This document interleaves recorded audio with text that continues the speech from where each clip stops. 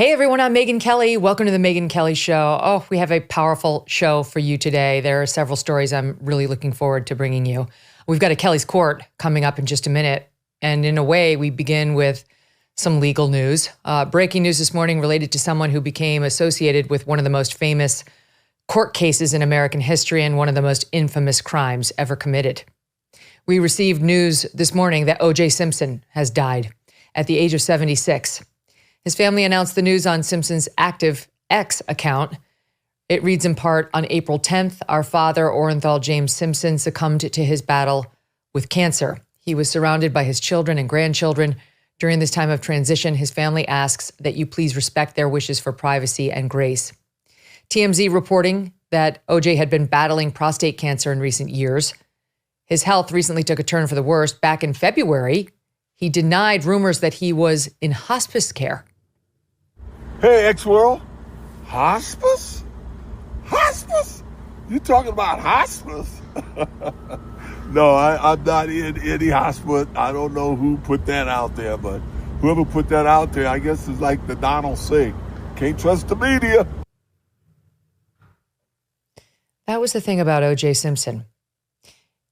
On camera, publicly facing, jolly, good-natured, smiling, easy to like. It's one of the reasons he became such a star and why America fell in love with him when he was rising to prominence. He began winning the Heisman Trophy and breaking all sorts of records at USC, then went on to become a star NFL running back with the Buffalo Bills, and then went on to become a very famous actor in commercials and movies like the Naked Gun movies. Frank, over there! Take cover!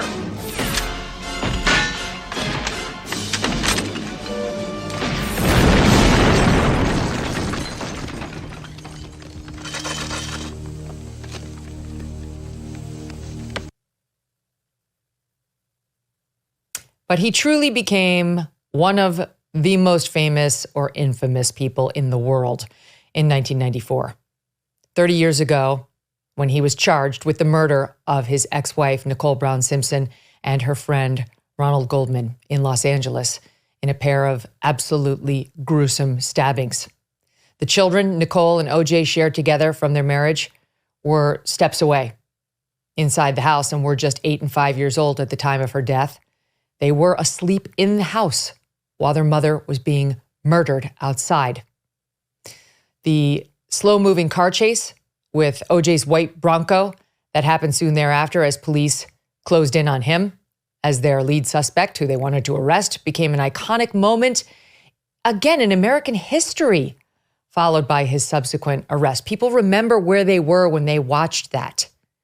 But the trial that would come captivated the nation for months on end, even more so than the slow Bronco, making not only OJ, but so many other characters household names to this day.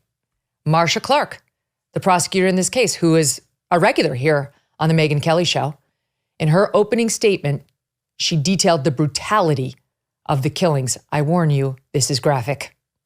And there he saw a sight that he'll never forget. He saw the body of Nicole Brown lying at the foot of the steps in a pool of blood. Officer Risky went all the way up to the end of the walkway in the bushes to a point where he was able to see at that point that it was not just Nicole, but also Ron. We did warn you, ladies and gentlemen, that this was a case that was going to have photographs that would be very, very hard to look at.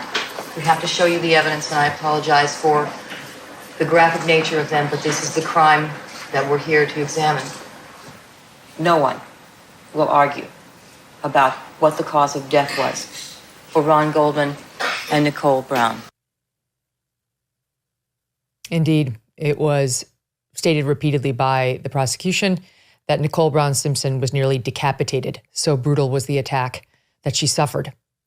OJ's lawyer, Johnny Cochran, of course, famously, if it doesn't fit, you must acquit. You know the phrase, thanks to him, saying the gloves found at the scene could not possibly have been OJ's because when OJ was asked by the prosecution, Chris Darden, Marcia's co-counsel, to try them on, they did not fit. And he made a showing of it. They had been treated, they had been wet, and then they had dried and gotten smaller. We've heard the lawyers talk about it since as a complete blunder by the prosecution. The judge, Lance Ito, another name known coast to coast. Witnesses, Cato Kalin. Still, most Americans who are Gen Xers at least know these names. In the end, O.J. was found not guilty in 1995 in the criminal case in a decision that split the country right in two. Another moment where most of us remember we were when the verdict came down. Yours truly, I had just begun my career as a lawyer. I watched the trial as a third-year law student, along with everybody else. We were riveted. We would go to our classes in the morning, and then in the afternoon, we'd gather in the student center and watch it on one of those old fat TVs that we were all watching in 1994 before they all got slimlined. And then in 1995 came down the verdict, and we all gathered. This time for me, it was in my law firm, all white lawyers, one black receptionist. And they said, not guilty. And the white lawyers stood there stunned. And our black receptionist, who we all loved, was cheering. And it was just a microcosm of what was happening all across America at that moment. And one of those moments in which people started to get it, that there was a massive distrust of police, especially within the black community, especially in LA, that the white community wasn't feeling. And that this evidence and this case and these accusations, strong as they were being viewed very differently by citizens across this country. OJ would later be sued by Ron Goldman's family for wrongful death in a civil court where the burden of proof is lower than it is in a criminal court. And indeed, that jury found him responsible, liable for the double murders in 1997. That was not the end of OJ's legal troubles. Many years later, in 2008, he was found guilty of kidnapping and armed robbery related to a sports memorabilia scam that he was running in Las Vegas. The Goldmans were able to garnish his wages forevermore after that verdict, and he was trying to get out of paying, they alleged, and trying to find ways of earning money, potentially off the books. He was sentenced for that crime to 33 years in prison. Many believed the sentence was so hefty, not for that crime, but in payment of an earlier one. He was released in 2017 for good behavior and went on to have a rather large presence on social media, posting videos like the ones I showed you where he's all smiles, he's in good humor. And that's the thing about O.J. Simpson. His personality was effervescent. There was something likable about the guy and the way he related to us all. But O.J. Simpson, in my view, was a killer.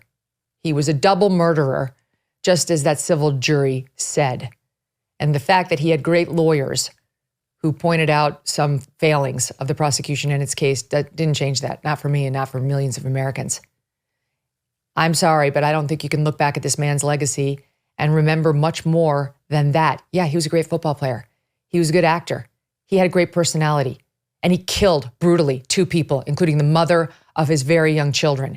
And that is what most of us will remember O.J. Simpson for. And now we turn to Kelly's Court, and we'll kick it off there. Joining me now, 2 of our favorite lawyers, Viva Frei, lawyer and Rumble creator, and Phil Holloway is with us on a Kelly's Court today, legal analyst and host of Inside the Law on YouTube. Don't miss a moment. Subscribe to this show on YouTube and follow me on Insta, Facebook, and X. There are common sense reasons gold is pushing to all-time highs right now. The cost of goods continues to go up. For one, the national debt continues to skyrocket. For another one, it's now above $34 trillion. Oh my God, you can't even get your arms around that. And that's causing many people to worry about when this house of cards is going to come crashing down. The other way, down. And then there's our presidential election year that's going to have massive implications on the future of America. All this can add up to instability and uncertainty and anxiety. I mean, there's a lot to think about. This is why many Americans are turning to Birch Gold Group. Have you diversified your savings yet? One option you could consider is to secure a portion of your savings with gold from Birch Gold. All you have to do is text MK to 989898 and you'll learn more. You get your free info kit and you'll learn how to convert an existing IRA or 401k into a tax-sheltered IRA in gold without costing you anything. Birch Gold has an A+ rating with the Better Business Bureau and thousands of happy customers. Check it out by texting MK to 989898 and claim your free information kit and learn how you might protect your savings from uncertainty today. Viva, Phil, welcome back. What a day. I don't know. Always happy to be here. Yeah.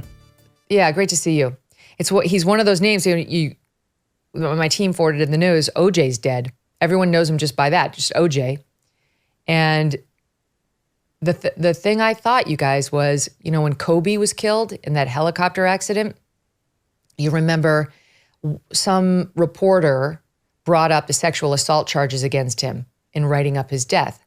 And there was a big debate about whether that was appropriate, especially given the way Kobe had died unexpectedly in a helicopter crash with his young daughter. It was so tragic. He'd gone on to, live a good life after all of that. I just don't see this as anywhere near the same. This guy brutally murdered 2 people with absolutely no reason other than his rage and his history of domestic violence against his wife, which went ignored because he was a celebrity. And in my own heart, OJ never asked for forgiveness, and I certainly never gave it. Viva, how do you see it? Well, oddly enough, Megyn, Robert Barnes, our Sunday nightly show, he believes OJ was innocent. I do not believe OJ was innocent. I still don't believe in reveling in the death of someone and saying, God finally got you. It might be the case. God finally got OJ, and he'll have to repent for whatever he did in this life, wherever he is now. But how do I feel? I remember exactly where I was. I was staying with my aunt and uncle in California. I remember the television showing people cheering, people jeering at the acquittal. I remember the trial. I remember everything about it. It was an iconic moment of my growing up. I think I was 14 or 15.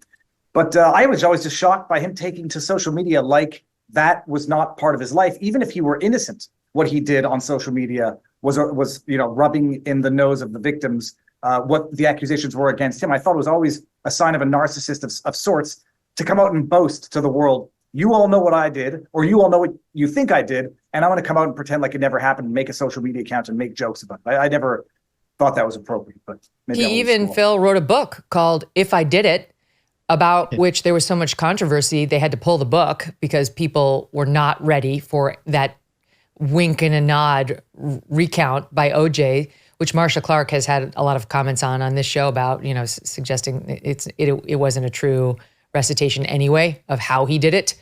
But, this is a guy who got away with double murder and one of the worst one could commit. I mean, the mother of his children with them steps away inside and then went on. I looked just to see at his Twitter account, he's got hundreds of thousands of followers, a lot of love for his tweets and likes. I mean, people somehow went on to be like, oh, okay, and hung their hats on, well, he was acquitted, or maybe not even saying that.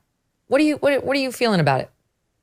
Well, a lot of people, Megyn, think that it just because a jury says somebody's not guilty, that that's the end of it. And of course, we know that's not true. I'm one of the people that's old enough to remember the OJ prior to the murders. I was sitting with some law school classmates, I think, having beers, watching a basketball tournament, if I'm not mistaken, when that slow speed chase happened. And then, of course, the trial and the case progressed through the court system, and my professors were using it almost as like a real life case study on what's going on. And then we had, this new evidence. We had DNA that was just coming into sort of the fore of being able to be used in criminal cases. And then fast forward to the verdict. I remember, apparently I was 1 year behind you in law school, because in my last year, I was working as an intern, actually trying cases at the DA's office in Houston, Texas. And when the verdict was read, we were in the judge's chambers. And if I'm not mistaken, it was on my birthday. And the judge made a comment that, look, you never know what a jury's going to do. And she reminded us, she said, look, you got to remember that the jury is not seeing all of the evidence that those of us who are watching the trial see. Fast forward to today. And, we've got lots of people who follow you on YouTube and on social media, same with Viva and me. And a lot of these people are trial watchers, and they oftentimes know a lot more about the facts of the case than a jury who's actually hearing the case might. And this goes to how important it is who the judge is, because the judge controls what information the jury sees. And remember, there was a lot of this that we know about, that we saw, that Marcia Clark, I'm sure, will talk to you about, but the jury never saw. And then you add into that is certain things like, whether or not it was the right venue, whether or not it was a jury that was overly sympathetic to the defendant or overly antagonistic, perhaps, to prosecutors and police. And what you have is a jury reaching a result that I think most people today who watch the case disagree with. But the lesson is there. Juries do not always get it right. They frequently get it wrong. This is one that they did get wrong. And his legacy, unfortunately for him, is that he is a brutal double murder, regardless of what that jury might say. That was a case in which now it's, these facts are known, but of course, Johnny Cochran played the race card, and as his co-counsel Robert Shapiro said, and he played it from the bottom of the deck. But now we know, of course, Shapiro was somebody whose reputation in LA amongst the Tony crowd was important to him. He both wanted the fame and glory of representing OJ, but he also wanted to belong and get the best dinner reservations. So why didn't he stop the race card from being played, right? Because Johnny Cochran did play it, and you know what? It worked. It worked. Megyn, who was beautifully. Who he was in a powder keg of a community that hated the police because of a lot of things that had happened, Rodney King and so on. Keep going, Viva. Who was that cop, the racist cop in it that Van Adder or Furman? Oh yeah, Furman. I remember. But also, Furman wasn't there an issue about them having planted blood on OJ's sock in order? Yes, Van Adder. This is what Dershowitz says all the time about how they had a sock that had OJ's blood and Nicole's blood tested. And he, as he points out, that's great evidence for the prosecution. OJ says he wasn't even there, and now you've got his sock with both blood on it. That's kind of ball game. But they had it tested, and it had a chemical that you would only have gotten in the lab. And so it showed that somebody's blood had been dumped on the sock from a test tube as opposed to the other. If you got to frame a guilty man, you still have to hold the system to account. And if you have to frame a guilty man, it's because you're not doing something right. So guilty as he might have been, there could have been some serious problems, which even today we might appreciate. But today the problem is everybody's guilty now anyhow. So criminal defendants stand no chance even when they're innocent. But back in the day, even if he were guilty, if the system is planting evidence, you're going to have to let one guilty person go free to make sure that nobody does that type of chicanery on a going forward basis. Mm-hmm. I don't, I understand.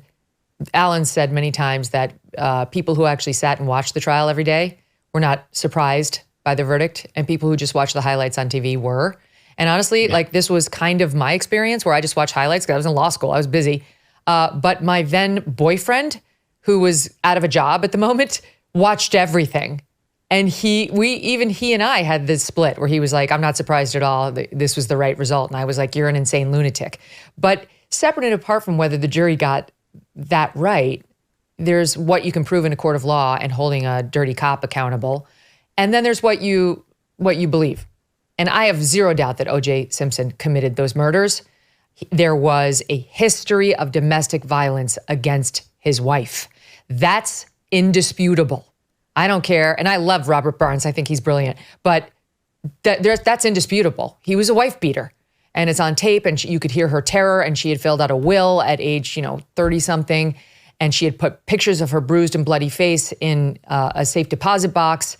And that's, when I look at that picture of this young, beautiful woman with everything in front of her, this young, gorgeous mom of 2 young kids, and this guy with everything. He made the most of what America has to offer, and we rewarded him with love and riches and fame and adoration. And he couldn't control his violent fury enough to stop him from almost slicing the head off of his own children's mother. That's what I will remember O.J. Simpson for. And I believe right now he's paying. He's paying for those crimes. Okay, sorry, dark way to begin the show, but the news comes to me as it is. Let's move on to so many legal cases, guys. There's a lot to get into. Let's just spend some time on the Trump cases. We've talked to them ad nauseum. I don't want to spend the whole day on them because we've got some other good and interesting cases. But let's spend a minute on the fact that he's about to sit for a criminal trial on Monday. Jury selection is going to begin in this New York trial court, criminal court on Monday. They are limiting to some extent what they can ask the jurors. Like they can't ask them who they voted for, I just think that's kind of interesting. I don't know. You can make a good argument in this case that they should have to say who they voted for, or like they should have to tell you if they voted for Trump or Biden. If they voted for, Biden, it's the same race happening again, Phil. So you could make a pretty good argument. They've got a bias against Trump, and probably we're looking more for people who didn't vote or for Trump voters who could sit favorably and, I should say, without favor for either side. What do you make of it? Yeah, they ought to know what the political inclinations are for the jurors when you're putting on trial the presumptive nominee for the presidency for the Republican Party. It's just common sense. Why the judge wouldn't allow the parties to get into that is just lunacy. There's no reason that this trial really should be taking place in Manhattan. If it's going to be a trial at all, there needs to be a change of venue to someplace that's a little bit maybe more neutral, or someplace that can possibly be fair. There's no way that he can get a fair trial there. But remember, this case should be at most some type of state misdemeanor bookkeeping violation that had a 2-year statute of limitations. But what is Bragg doing? He is basically lying to the public by telling them this is some kind of federal election case that is some kind of there's no victim here. There's no fraud. At most, it's a bookkeeping error. It's one that federal election officials who actually have the ability to prosecute these things looked at and said, there's no case, we're not going to bring it.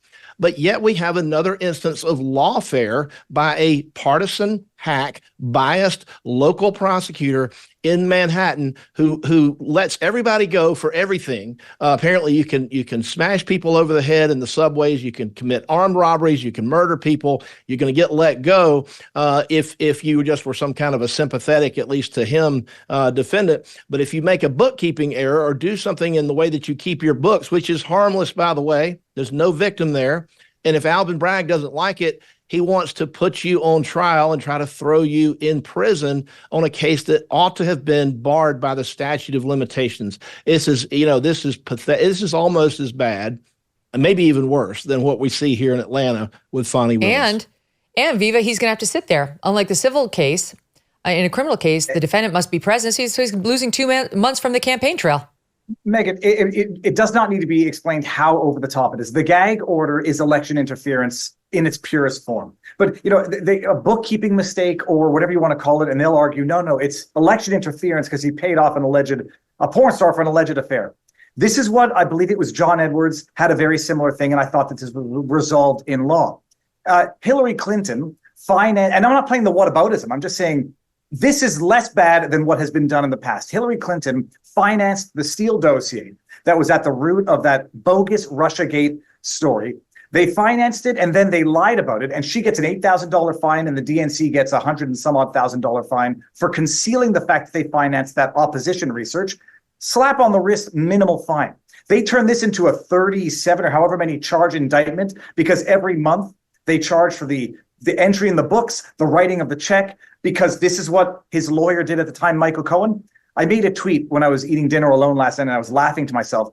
I was like, look at all the players in all of these persecutions. It's a joke. It's a comic. Tweet. You got a porn star, a convicted perjurer, a convicted extortionist, corrupt prosecutors. It's like we have a joke of a play. And yet somehow, because people like it politically, they're going along with it. This trial is election interference. I predicted it wasn't going to start on the 15th. It looks like I'm going to be wrong, but I'm still holding my breath. It's wild. It's a joke. They're making mountains out of molehills, and it's political persecution and election interference of the highest order. Just to reiterate for our audience, we've gone over this in the past, but so it was a bookkeeping, misstatement, which would have, as Phil points out, would have been a misdemeanor on which the statute of limitations was 2 years. That case was dead. That claim was over. It was too late to bring it. The way he resurrected it by saying it was under New York law, if your bookkeeping error is to cover up an underlying felony, then you've committed a felony. And the underlying crime that they claim Trump committed was an illegal campaign donation. Right, an illegal campaign donation to his own campaign, in essence, by paying off Stormy Daniels in order to cover up this affair so that people wouldn't know about it in advance of the 2016 election. Well, we've had election officials on this show, campaign finance officials, who have pointed out that in order to qualify as a campaign contribution of any kind, or like campaign finance, it has to be a payment that could only ever be used for a campaign donation. It can't be something that has dual purpose. Like, I bought a suit and I would both wear it at the debates, but I would also wear it in my real life. No, that's not going to qualify. And it usually comes up because somebody tries to write off the suit purchase as like, oh, that was from my campaign, so I'm just going to use campaign funds to purchase it. And these officials would say, no, you can't do that. It has to be solely for the campaign. And that's the proper legal window through which to adjudge this payment that Trump made to Stormy Daniels through his lawyer, Michael Cohen. Men have been paying off women to shut up from the beginning of time about affairs, all right? You could go back to Alexander Hamilton. And that doesn't make a campaign violation just because it happened to be done right before his election. I'm sure Trump didn't want Stormy Daniels telling this to the world because it's embarrassing, to Melania because she was his wife, all of these reasons. Anyway, all of this gets lost and we're going to see the jury next week, maybe. I mean, I think jury selection is going to take a while. Go ahead, Viva. I can see you want to get in. You heard Avenatti gave an interview from prison. Not that he should be trusted now, but seems to be suggesting or implying that it was actually perhaps Stormy Daniels shaking down Trump, knowing that an election was coming, that she allegedly approached the Trump campaign and not vice versa. So it's unclear as to which way this alleged extortion scheme is even going. Set aside the fact that this is going to be a state felony charge over what arguably is a federal election crime. I understand that's only going to come up on appeal, but this is quite clearly the weaponization of the judicial process of the highest order. Oh, and just by the way, the feds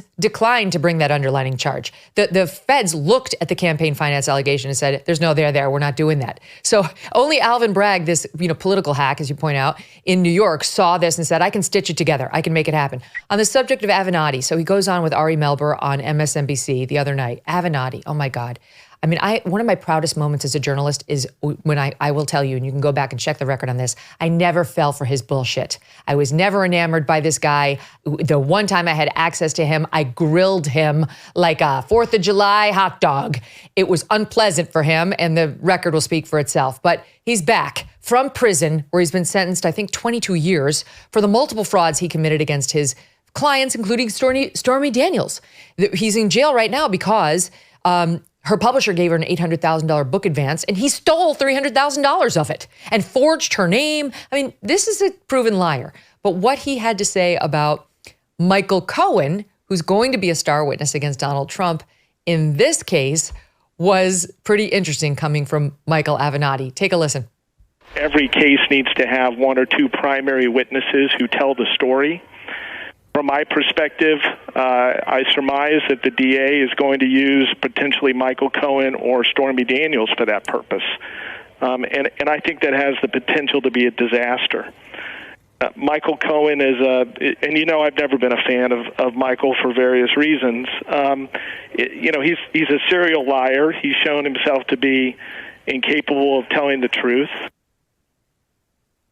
Okay, so correct, true, true, but right. Hello, pot, meet kettle. Yeah. It's amazing, Phil, to hear. I really object to his serial dishonesty. Yeah, it's weird because I find myself in the surreal position of agreeing with everything that Michael Avenatti just said.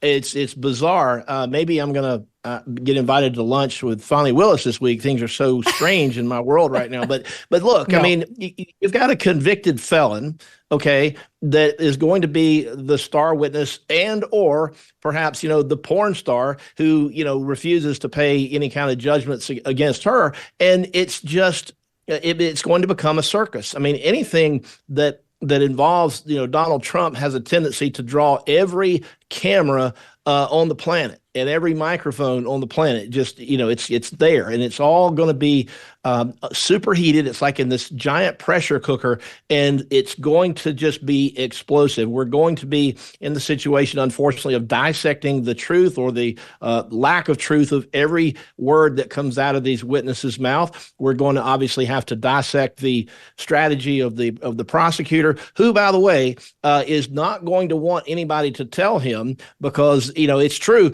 Non-disclosure agreements are, in fact, legal. This is part of what people do, whether they're running for president or not. This is part of what people do to settle these kinds of things on a regular basis all across America. So it's not even a crime.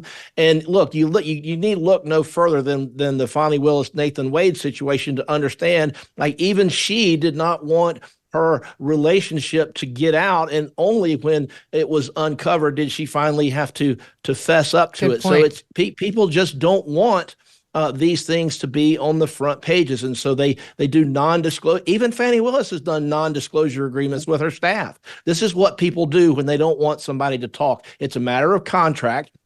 It's legal. It's legal to hire a lawyer to create these things, and whether or not there's a bookkeeping error that happens to conflict with bookkeeping norms is pretty much irrelevant. But he's trying to bootstrap this misdemeanor and to make it a federal felony prosecuted in the Manhattan State Court. It's preposterous. And it matters. Here's why it matters. Even though people, I think, generally know this is kind of bullshit, that still you've got 1/3 of Republicans and 50% of independents saying it might change their vote if Donald Trump is a convicted felon by the time we get to November.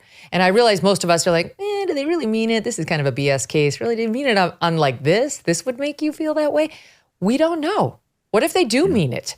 What if they do mean it? Because Alvin Bragg is likely to get a conviction in this case.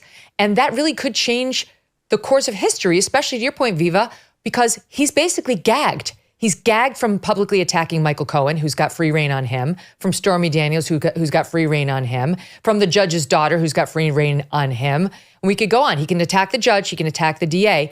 But this really does look like election interference, and Trump is gagged, and you've got that 50% and 1/3 saying convicted felon could change my vote. Well, Megyn, would they be more likely to vote for him or less likely? I'm not trying to be... No, they're saying less. They're saying less. Okay, fine. I mean, 2/3 of the Republican Party has said, no, we don't care. But he can't win with that. He needs all Republicans, virtually all, and he needs a hefty amount of independents to win this race. If he gets convicted, he can win anyway. I think he can win anyway. And when he does win, even if he, let's say you go through this trial, and let's say there's a conviction on some or all, and look, it's in Manhattan. I think the deck is severely stacked against him. So let's assume, for the sake of this discussion, that he's going to lose and he's going to be convicted of one or more of these counts. But then he wins the election. Okay, what do you do then? Is he going to be in jail, or is he going to be out on some kind of a post-trial appeal bond? Not going to jail for this one. The convictions are not final until the appeals are final. He's not really. He's not going to jail on this one, right? And the appeal will play out. It'll play out. Go ahead, Viva. I'll just highlight one thing. I think people might have also forgotten about this. So you got your porn star versus your convicted perjurer. Stormy Daniels came out on how many occasions to reaffirm that there was never any relationship? And now the argument is that she lied about lying, that there was no relationship, and people forgot about this. And then you get Michael Cohen, who's saying that Trump knew exactly what was going on, when Michael Cohen is alleged to have taken this money as a retainer and then, done good lawyering by paying off the porn star. And it's not clear if there was a relationship, other relationships. It's, it is going to be comedic. The only problem is, they don't need to show the jury, ask the jury who they're going to vote for. Everybody, statistically, it's like being in D.C., 90 some odd percent, maybe it's a little less in New York, with certainty. So he's going to get convicted in as much as, well, he'll get convicted, Trump, in as much as Sussman got acquitted in D.C. despite being dead to rights on the evidence. It's all politics. I think everybody's seeing that, and I'll take the other step. I say, if he gets convicted, it's only going to help him. I don't think it's going to hurt him. I agree with Viva. Well, listen, but what I'm saying, guys, is what I'm saying is this is what the polls show us. And I, too, am inclined to say, I'm not sure I believe that. I'm not sure I believe it on any of the cases. But I could see us getting closer when we're talking about the federal prosecutions, not that BS down in Atlanta. But if people have to see this? But what if we're wrong? But Phil, what if we're wrong? Phil, what if we're wrong? What if we're wrong? Like we've written off polls before, only to be embarrassed. So what if these people mean what they say, and we get to election day, these independents, 50%, say, you know what, I couldn't do it. He's a convicted felon. Then this case will have meant everything. Yeah, well, if we're wrong, then Alvin Bragg has, and this judge who puts the muzzle on Donald Trump has single-handedly changed the course of world history, would give us presumably another 4 more years of open borders and relentless crime on the streets and all the social chaos and the division that we're seeing now. And this is why lawfare is morally wrong. I mean, you're shooting fish in a barrel to prosecute Donald Trump in Manhattan. I mean, you cannot provide a worse venue for that man to try to get a fair trial. All the things that Viva points out about the credibility of the witnesses and the cast, those would all be reasonable doubt in a reasonable world, in a reasonable venue. But we don't have a reasonable venue. We are in Manhattan. We're going to have a bunch of lunatics on this jury that hate Donald Trump and that, look, they elected Bragg, they elected Letitia James. These are the people that vote for people who promise to get Trump. We're gonna get Trump if you vote for us. So now they voted for these people. These people are in office. These people are now fulfilling the campaign promises to go out and get Trump. And they're you can see the campaign ad. The actual voters. Promises made, promises delivered. We promise to get them. We're getting them. All right. One other question on the Trump immunity case.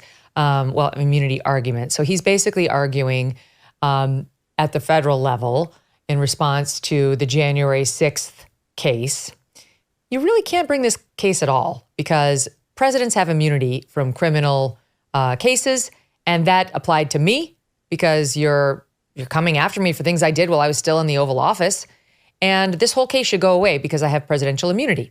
Well, he brought that argument before Judge Chutkan, who does not like Trump, and she ruled against him. Then Trump appealed it, and the D.C. Circuit Court of Appeals ruled against him. And then they sought review in the U.S. Supreme Court, and we had a debate on our show with our legal eagles, Mike Davis and Dave Ehrenberg, and Dave said, Supreme Court's not going to take it. They're just going to let the D.C. Circuit Court of Appeals decision stand. Well, he was wrong. SCOTUS took it. And we expect that they're going to have, the date of the argument is April 25th. And we just got Jack Smith's brief. And I cannot let our segment pass without raising this with you. So this is Jack's argument. And I believe Jack's going to win. I think he's going to win the immunity argument. But you've got to hear what he's saying right now. Phil's shaking his head. He doesn't think so. Okay, I could be wrong. But listen, here is what Jack Smith argued. First, he says, the framers never endorsed criminal immunity for a former president, and you need look no further than Nixon and Watergate to see that. Why did Nixon need a pardon from Ford? Both Nixon and Ford both believed he could be charged criminally and that he wasn't immune for presidential behavior or behavior taken while president. Then he says, you've got to stay with me for this. Immunity from, okay, but no, hold on. A criminal prosecution must be brought by the executive with strong institutional checks. He's trying to reassure the justices that saying a president can be criminally prosecuted, it won't lead to abuse. Don't worry, because that's what Trump's saying. Yeah. He's like, they could go after Obama for drone strikes. They could go after Clinton for war in the Middle East. They could have gone after Bush, Roosevelt for the internment camps. And this is Smith's response saying, stop it. It's like, that's not going to happen. People aren't going to abuse this ruling. And he says, a criminal prosecution must be brought by the executive with strong institutional checks to ensure even-handed and impartial enforcement of the law. A grand jury must find that an indictment is justified. The government must make its case and meet its burden of proof in a public trial. And the courts enforce due process protections to guard against politically motivated prosecutions. He says we have layered safeguards to prevent the kind of politically motivated and weaponized prosecutions that Trump has complained of. I don't think it's dawning on him, Viva, that this very prosecution undermines every single thing he's saying. He's a hired goon. I mean, it's not like, when it comes to lawyers, you can be smart and dishonest like Avenatti, or you can be dumb and dishonest like Michael Cohen. Same thing goes for prosecutors. Alvin Bragg is an attack dog. He'll do what the powers that be want him to do. Jack Smith will say what needs to be said. The bottom line, people laugh at the argument that Trump could literally get away with murder if he wasn't impeached for it. There's a reason why that exists the way it does. It's so that if you don't get impeached and convicted, they can't go after you afterwards, because otherwise you will be able to blackmail every president going forward, that you'll get rogue district attorneys or rogue whatever prosecutors at state levels to go after you after you're out of office and to make sure that you do their bidding when you're in office. So as ridiculous as it sounds, well, if he could kill someone in the office, is that what it takes? If you can't impeach and convict someone, a president who kills the chef because he doesn't like the food, you got bigger problems. But you don't start getting to fabricate crimes for which he was not impeached and convicted, and in Trump's case, for which he was impeached and acquitted. So he knows it's a lie. He'll just say the words that will get him far enough into the process. It's amazing, Phil, to hear him say this, to reassure us that the layered safeguards are going to prevent politically motivated and weaponized prosecutions. Really, Jack? Really? Well, Jack's going to say what Jack feels like he needs to say to maybe bring just enough of the justices over into his camp, and maybe he's going to be able to succeed in hoodwinking maybe a Roberts or somebody like that. But look, here's the thing. You've got a reasonable nexus, okay, to a presidential act.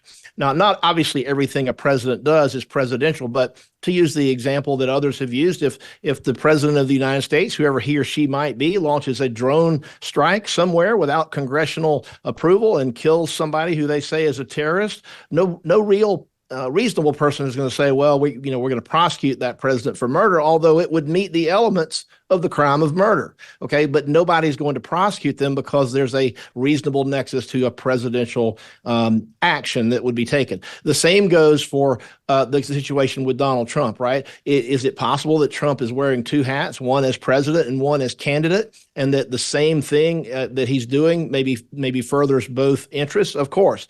But I think that the rule has to be, if we're going to have presidential immunity in civil cases for that reason, we also have to extend that to criminal cases. Now, obviously, Nixon was pardoned because, we don't want to have to litigate that. And it was an effort by Ford to sort of calm things down politically here, domestically at home. But it doesn't really mean that we can't have something known as presidential criminal immunity, because as Viva points out, we're going to have a situation where if we don't have it, moving forward, we're going to have this tit for tat. Every time somebody loses an election or leaves office, they're going to have to live in fear of being prosecuted by the next man or woman coming in who's in charge of the Justice Department. You can be the president and you can take actions that basically fit into two camps that are presidential in nature, that have to do with your official job, and that also coincidentally, benefit you personally or coincide with your personal interests. So that's not a distinction really that concerns me. What we need to have, if the test should be, if there's a reasonable nexus to some real presidential action or presidential power, then there should be criminal immunity, and that's it. Okay. I have to take a break, but I just want to tell you this is happening. Reaction pouring into the death of O.J. Simpson. Ron Goldman's father to NBC News. The only thing I have to say is it's just further reminder of Ron being gone all these years.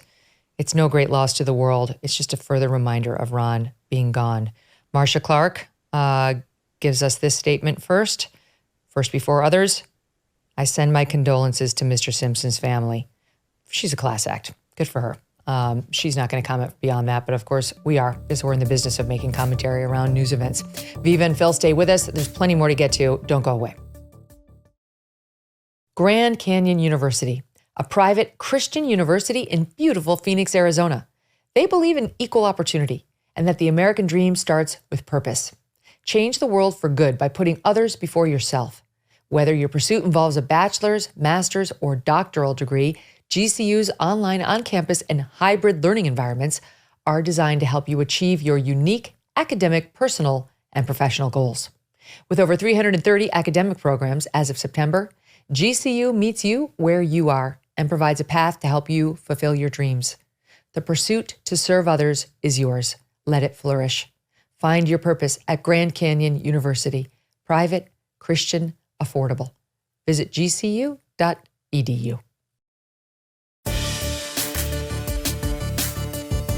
So I take the gun and I start to cock the gun. I'm not going to pull the trigger. I said, do you see that? She goes, well, just cheat it down and tilt it down a little bit like that. And I cock the gun. I go, can you see that? Can you see that? Can you see that? And she says, and then I let go of the hammer of the gun and the gun goes off. I let go of the hammer of the gun and the gun goes off. At the moment, the decisive That was the moment the gun went off, yeah. That was the moment the gun went off. It wasn't in the script for the trigger to be pulled. Well, the trigger wasn't pulled. I didn't pull the trigger. So you never pulled the trigger? No. I would never point a gun at anyone and pull a trigger at them, never.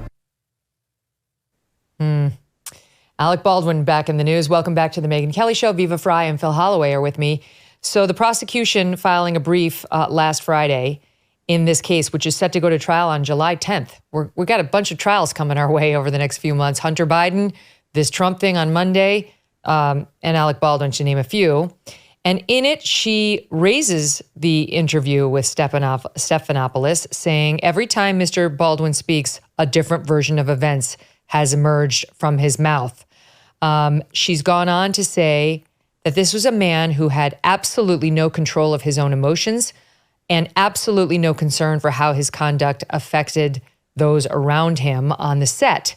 She said he demanded the crew and the armorer, who's now been found guilty in that case, work faster, and that his relentless rushing of the crew on the movie set routinely compromised safety.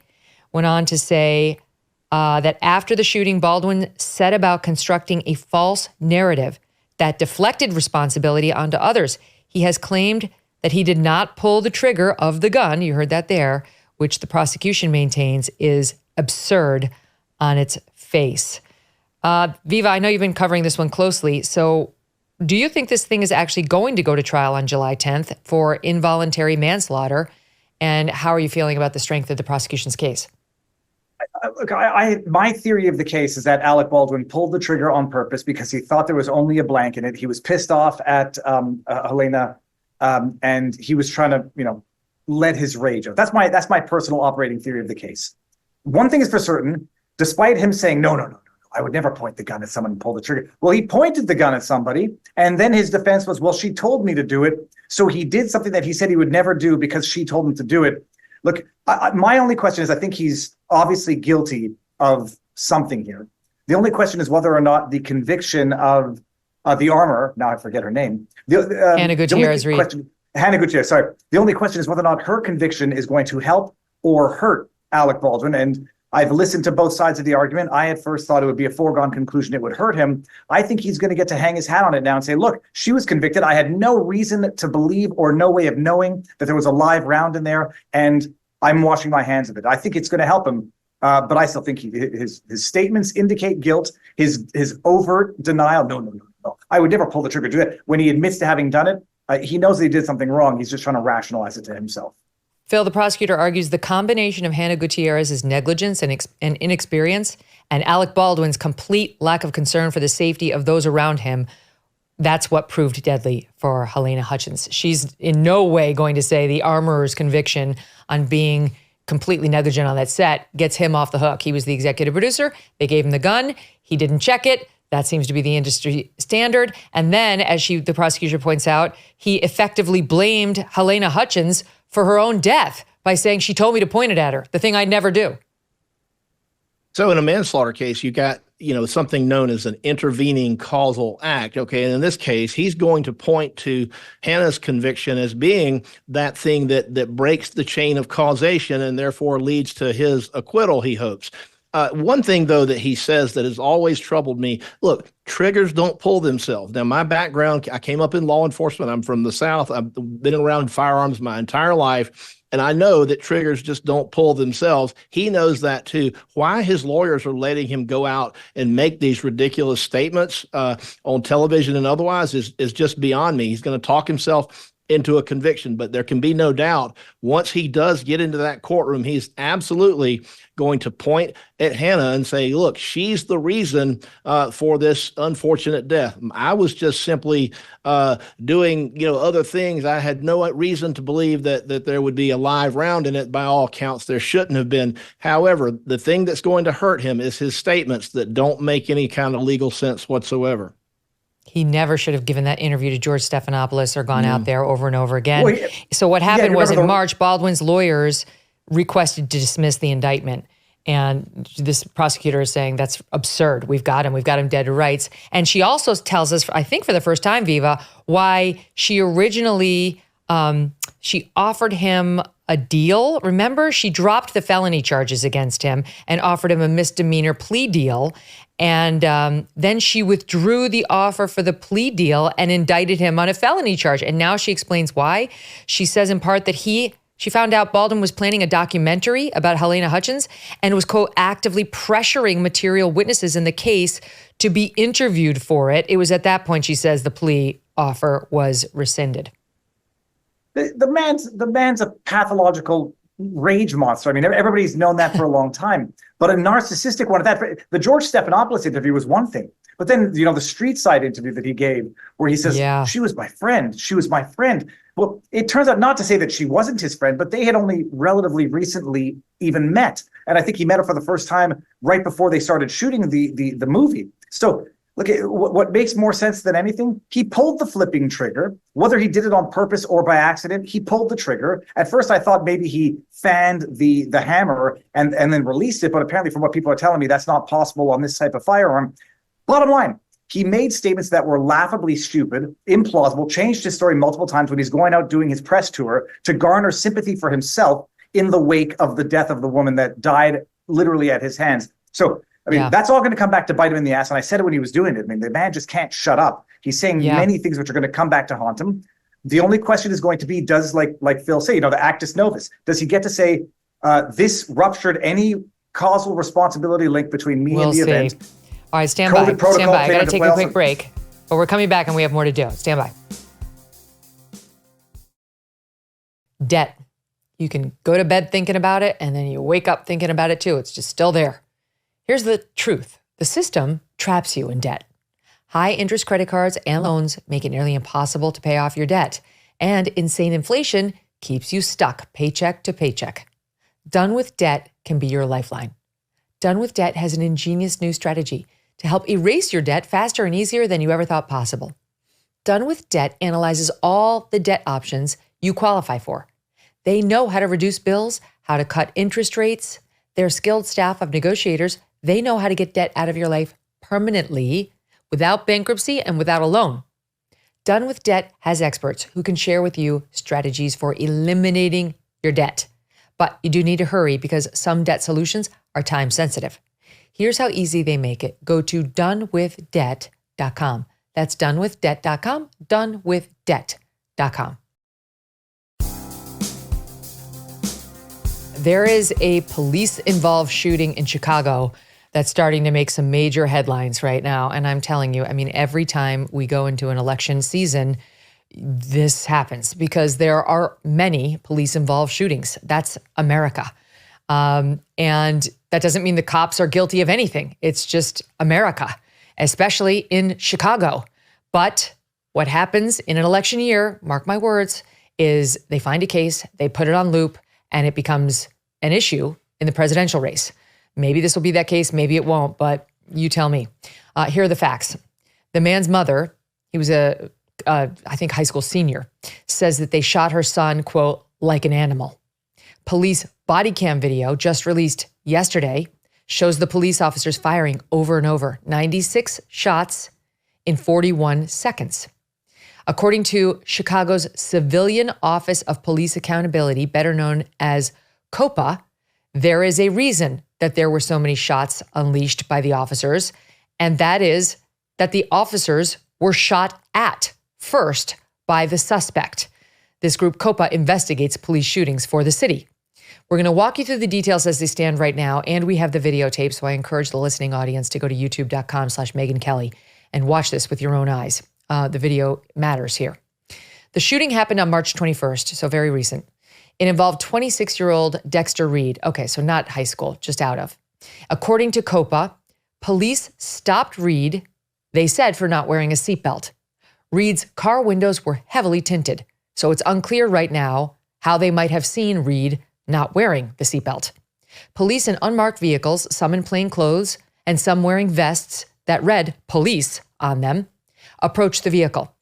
They asked Reed to roll down his window, driver's side, and unlock the door. You will see him, we're going to show you this tape in a second, roll down his window all the way before beginning to roll it back up. An officer asks, "What are you doing?" Reed responds, "I'm not doing nothing." He then partially rolls the window back up, even as a female officer tells him over and over, "Roll it down." After that, he does not comply with demands from the officers. At least two officers take out guns and point them at Reed while giving him orders. The female officer walks backward as she says, "Open the door now." Then shots are heard. The video we're about to play for you runs about 90 seconds long. It's from the view of the female officer's body cam video I'll describe it for the listening audience when we come back on. Try to listen to what you hear first. We warn you, the video is graphic. Roll the windows down. Roll the window down, man. Roll the window down. What are you doing? Roll this one down. Roll that one down too. Hey, don't roll the window up. Don't roll the window up. Okay.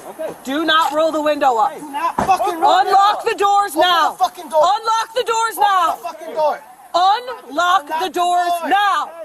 Open the door now. Open the door now. Open the door now.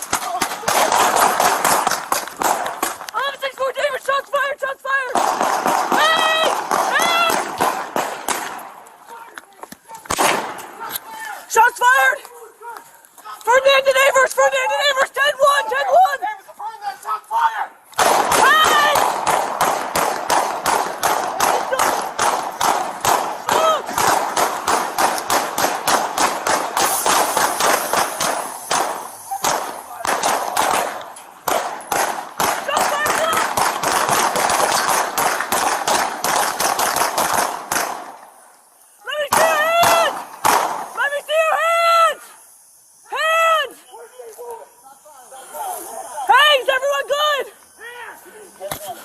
We need ambulance officers hit. We need ambulance officers hit.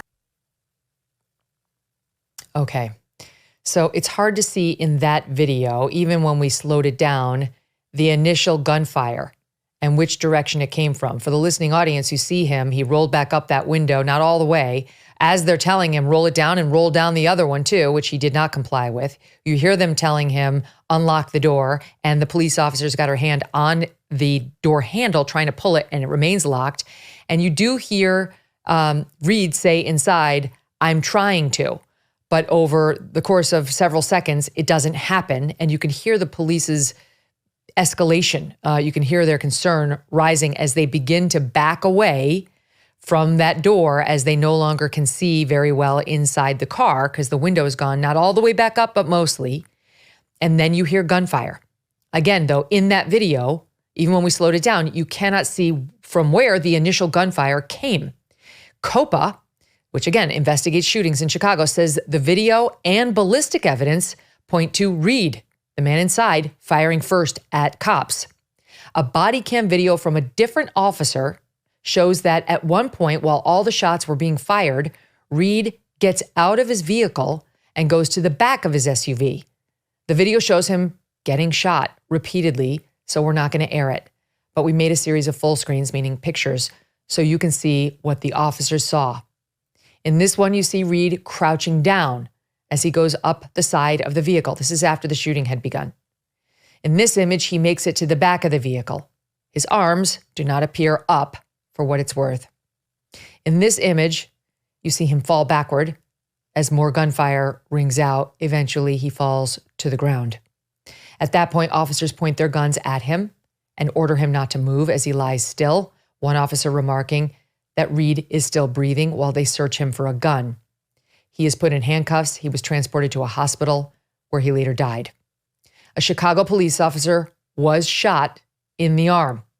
Per COPA, a gun was recovered on the front passenger seat of Reed's car. Chicago Sun-Times, citing a high-ranking law enforcement source, says Reed fired 11 rounds, and his gun was empty when it was recovered from inside the vehicle. Several of the police officers seen on the body cam footage are black, as was Mr. Reed, because of course the news is already making an issue out of race. And one officer who was seen lying on the grass with this arm injury is also black. Now for how the story is being covered by some media outlets. The Washington Post coverage includes this photo of Reed. Reed is seen smiling during a graduation ceremony. The Associated Press also included that photo in its coverage, which is fine. Those pictures were put out by the family. I'm sure that's how they want him remembered. But the reporting did not include Reed's recent mugshots or even any background on his arrests, which may prove relevant. An outlet called Block Club Chicago, which bills itself as a nonprofit news org dedicated to covering Chicago's diverse neighborhoods, quote unquote, did good reporting on this, citing past info from the Chicago Sun-Times. They report that Reed was arrested twice last year. In April 2023, he was charged with retail theft. The charge was later dropped, according to the Sun-Times. In mid-July, Reed was charged with aggravated unlawful use of a weapon without a concealed carry card when officers said they found him with a loaded gun at the Windy City smokeout, according to the Sun-Times. He was facing several gun-related charges that were pending at the date of this encounter. Did the officers know anything about these arrests before pulling him over? That remains unclear. Again, police say he was pulled over for not wearing a seatbelt. Officers involved have been placed now on 30-day administrative leave. Their union says these cops responded heroically. The lawyer representing Reed's family is calling for these tactical units to be disbanded because they have been, quote, terrorizing the community. Back with me now, Phil Holloway and Viva Frei. Guys, I want to start with this, which we just got our hands on. It is surveillance video from a neighbor's house, and it gives us a different angle. What you're going to see, I'm just going to describe it because it's hard to see, is the two cops on the left side of the screen are on the passengers. All right. Okay, no, sorry, are on the driver's side. The two cops on the right side of the screen are on the passenger side. And it appears that you can see some sort of, looks to me like gun smoke come out of that passenger window. You can see it lingering in the air. The cop falls backward onto the grass right next to it, and the car tries to get away. If that's what we think it is, it should be ball game. That should be the end of it. I mean, it's uncertain. These things get played over and over. But this cop looks like he's been shot through the passenger side window of this car, and it appears to be on tape via a neighbor's surveillance window. We've covered enough of these, though, to know it's going to be analyzed frame by frame by frame. And so far, the family's denying that this is the way it went down, suggesting these cops are to blame. So your first reaction looking at it, Phil, I'll start with you on this one. Yeah, so look, I mean, as a former law enforcement officer, what I see on that video, that the most recent one you showed, I see the cop getting shot out the passenger door.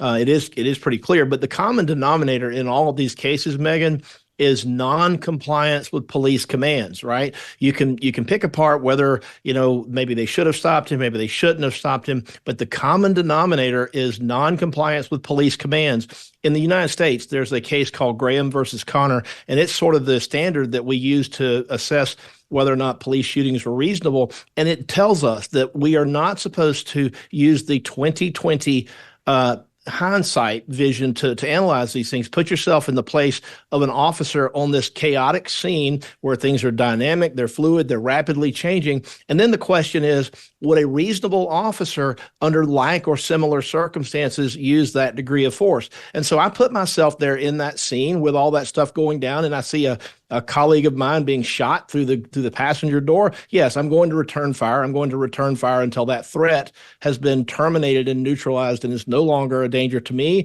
any other officers, or the community. It's a legitimate shooting, and the media may play it otherwise, but absolutely this was justified 100%. Viva, here's some of the reaction. The family's attorney comes out and says these plainclothes officers did not announce they were police officers. Okay, footage does show many in plain clothes, but some were wearing vests with the word police written all over them.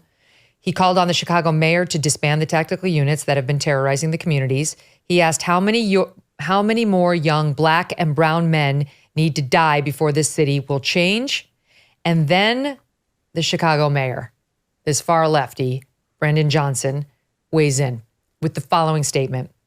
As mayor, and as a father raising a family, including 2 black boys on the west side of Chicago, I am personally devastated to see yet another young black man lose his life during an interaction with the police.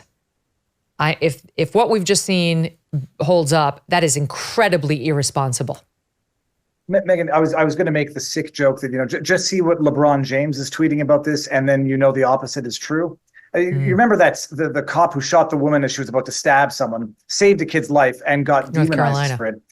Yeah, I mean, look, I will always wait a little bit longer before taking an opinion, because it could be that the first shots might have been from the cops on one side shooting to the other, and it's just massive confusion. Some people could hypothesize that they planted the gun afterwards to frame the guy. I don't know what, until you know definitively what the facts are. you should, hold off forming an opinion. But if it turns out the person fires first on police officers, okay, 46 shots, 72 shots, however many shots they shot, if somebody opens fire on the cops, they've relinquished any expectation to live anymore. And B, you can't have these lefty progressive politicians whipping people up into race-baiting frenzies. It's absolutely irresponsible, but it's done on purpose. All I'll say, in this case, I'll wait a little bit more, see who fired first. I think I know what I think, but they should release the body cam footage sooner than later to at least not allow the media to run with fake narratives for extended periods of time. By the time they release it, everyone's already formed their opinion. FYI, we don't see that LeBron has yet tweeted anything on this, though the day is young. But I will give you a couple of media headlines. Washington Post, police fire 96 shots in 41 seconds, killing black man during traffic stop. No mention that the cops are black. Why is his race in here at all? Okay. AP News, deadly Chicago traffic stop where police fired 96 shots raises serious questions about use of force. It does? What would you do if you got shot at, as the cops are alleging here? CBS News, why did the Dexter Reed traffic stop shootout with Chicago police escalate so rapidly? And then there's this Block Club Chicago, which we mentioned, with a fair headline. Dexter Reed shot cop before officers returned fire 96 times, Watchdog says as video released. The media is going to try to spin this, Phil, into a race war without covering the race of the cops, as we saw in that one shooting that involved, or beatdown that involved 5 black cops. The media will ignore, they don't care. If it's black cops hurting a black man, that's their internalized racism caused by white supremacy. If it's black cops getting shot at by a black man who shot first, the issue is how many times they returned fire. This is how they spin these things to fit a political narrative rather than just searching for real facts. Well, they learned so well from when we at the beginning of the show, we talked about Johnny Cochran using the race card, playing it from the bottom of the deck and getting the acquittal in O.J. Simpson. Fast forward to 2024, playing of the race card has become the standard, and people are getting, the media in particular is getting very, very good at it, because what they're trying to do is they're trying to further divide the public along racial and socioeconomic lines. And of course, it being an election year makes it only worse. But it's, if you take it and you look at it objectively and fairly, and you put yourself in that scene as an officer on the scene, your life is in danger. Your colleagues' lives are in danger. It doesn't matter what race anybody is. It doesn't matter what gender anybody is. What matters is there's rounds coming at you from inside that vehicle. And you've got to do what you've got to do to stop that. Because if you don't, and you can worry about the headlines later, but if you don't stop that threat, with whether it's 1 round or 100 rounds fired, if you don't stop that threat, other people are going to die, and the community is not safe. And so you've got to protect yourself and protect the lives of those around you, and worry about, unfortunately, the headlines later. Viva, what do you make of the fact that the cops are saying they pulled this guy over for not wearing a seatbelt, and those windows don't look like they could ever be seen through by a cop in another car seeing whether somebody's wearing a seatbelt? Well, I mean, conceivably, the front window or the windshield is not tinted, so they could have seen him through the windshield. The bottom line is, I never worked in law enforcement. I just have a neurotic mother and a neurotic father who say, do what the cops tell you, even if they're wrong for telling you to do it. And so they pull you over, not wearing a seatbelt. The fact is, it sounds like there was, the guy might have had an illegal firearm in the car and is in much more trouble than just not having a seatbelt done up. And it escalates. I mean, it is tragic. The bottom line, though, is that you're not going to stop giving people traffic tickets for fear that they might have unlawful firearms in the car and, use them at a traffic stop. That's not how you enforce law and order, by letting everyone get away with everything, because it might escalate to something that's going to be, given bad press. So I think they could have seen it through the windshield. But bottom line, you get pulled over. We've raised a culture of not doing what police say to do because, I don't know, of my rights. But police abuse can be taken care of in a different context. Escalating to this point, you cannot then say, well, they shouldn't have pulled him over in the first place. How about this irresponsible mayor? Shame on him for that statement. Shame on him for pouring gasoline on this budding fire before he knows everything, before we've gotten back anything. We don't know, have they done a drug test on Reed? Do we know, what happened? All right, before I let you go, we've got to touch on Fani Willis, Phil, because you're here and you're a Fani guy. She is asking the appeals court to refuse to consider Trump's appeal on her disqualification. The defense team says you need to take the case because they found, if not an actual impropriety, at least the appearance of impropriety for both of these folks, and this needs to be resolved before we go to trial. So it's up to the appeals court whether they want to hear this. What are the odds they're going to take it, and what did you make of the arguments? Well, I've said it on my YouTube channel. I've said it on Viva's YouTube channel. And now I'm saying it on your show and your channel. I think the Court of Appeals is going to take the appeal. I think that once they take it, I think they're going to have no choice but to disqualify Fani Willis. This is the kind of case where, look, if you don't want to go forward with, the judge is talking about having multiple trials and of course, he's still litigating motions. You don't want to go through this process and have multiple trials and potentially convict people only to find out after the fact through the regular appeal process that the prosecutor on the case wasn't supposed to be there in the first place. There's going to be a panel of judges on the Georgia Court of Appeals that's going to be assigned this, and it only takes one. One of those individuals has to agree to take the case, the appeal that is, pre-trial. And then, of course, it takes two of the three to reverse Judge McAfee. Judge McAfee did He basically found everything that the defense wanted him to find. He found the odor of mendacity. He found the pall that's draped over it. He found financial irregularities. He found all of the things that go into making up the ingredients for disqualification, if you will. But he didn't quite go as far as he needed to go. The defense has they're in the catbird seat. The judge wrote a very good order, notwithstanding his mistaken conclusion. I think they're going to get the appeal. I think they're going to get her removed from the case. Do you agree, Viva? Well, I predicted that she was going to get removed in the original judgment. Scott McAfee went just up to the edge and then not over. She has to get removed. I mean, the judge's order is a blueprint for removal. She's a liar. What she did was legally improper in front of the church. She didn't mention the defendants by name, but she certainly, made it clear she was talking about them. She's made mistake after mistake after mistake. She was dishonest under oath. She was unprofessional on the bench. And yet only one of the two goes. Only one of the two bank robbers goes to jail. She had to get disqualified. I predicted it originally. If the Court of Appeals takes it, which I think they will, and she does get disqualified, I will be vindicated. The odor of mendacity, Megyn, that shall live and echo throughout the ages. Odor of yes, mendacity. it really, she's it's like lingering in the room, like a Pepe Le Pew. The odor of the Fani. Yeah. Sorry, that was childish of me. No, that was perfect. What a great way to end. We started on a dark note and we ended on a light, fun one. Viva, Phil, you guys are the best. Thank you so much. Thank you very much. Thanks for having us. Great to see you both. Do you owe back taxes? Pandemic relief is now over. Along with hiring thousands of new agents and field officers, the IRS has kicked off 2024 by sending over 5 million pay-up letters to those who have unfiled tax returns or balances owed. Don't waive your rights and speak with them on your own. Tax Network USA, a trusted tax relief firm, has saved over $1 billion in back taxes for their clients, and they can help you secure the best deal possible. Whether you owe 10 grand or 10 million, they can help you. Whether it's business or personal taxes, even if you have the means to pay or you're on a fixed income, they can help finally resolve your tax burdens once and for all. Call 1-800-245-6000 for a private, free consultation or visit tnusa.com/Megyn.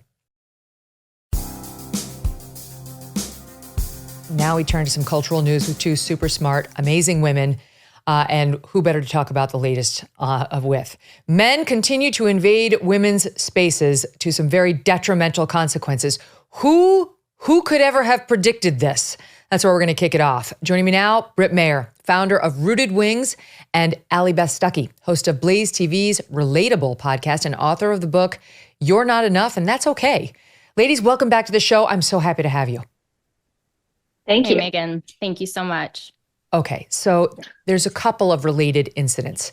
We are learning more facts about that male basketball player posing as a woman in the Massachusetts high school where 3 girls got injured when playing against him to the point where they had to call the game. You've seen this video, right? This 6-foot-tall guy claiming he's a woman, Lazuli Clark, that he was shown in that picture there. So we now have a bunch of background on him that we are going to get to. But before I get to this, I want to start with Planet Fitness, okay?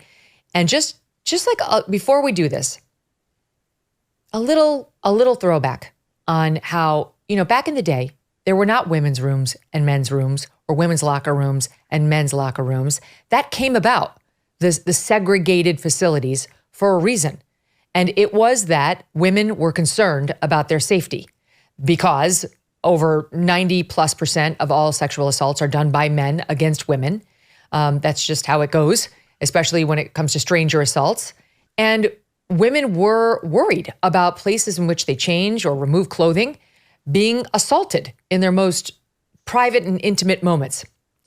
So anyway, here we are all these years later where they're allowing men into our bathrooms and our locker rooms and our sports and so on without any thought for why these sex segregated facilities and rules came about in the first place. And in sports, there are all sorts of reasons in addition to the ones I talked about. So Planet Fitness was in the news recently, thanks to Libs of TikTok. You guys, I know, saw this story where this guy went in Alaska. He had his stubble. He was shaving his beard. There was a minor present. And instead of expelling the guy, Planet Fitness expelled the customer who took the picture and complained and said, we stand by him because we're for inclusivity. Now, flash forward to today. Courtesy of WSOC TV in Charlotte, the headline is, suspect arrested after going into women's locker room, charged with indecent exposure. Okay, how did this happen? According to WSOC TV, his name is Christopher Allen Miller. He's 38. He was arrested after he went into the women's locker room on Thursday at the Planet Fitness there. This is the mugshot.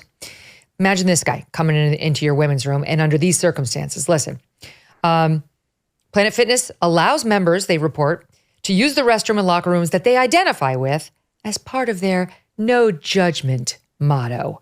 However, some members say they're worried and believe that Christopher Allen Miller misused the policy. You tell me what you ladies think. They say they were stunned, the women were, to see him in the women's locker room. And here's the exchange with 911. We don't have a tape of it, but here it is. And what's he wearing? Asked the dispatcher. Nothing. Literally nothing, says the caller. Okay, so he is completely naked? He is completely naked, says the caller. Sources tell Channel 9, Miller asked a woman to rub lotion and shower together. Question, is that man still there? Says the dispatcher. Yeah, he's still in the bathroom, is the response.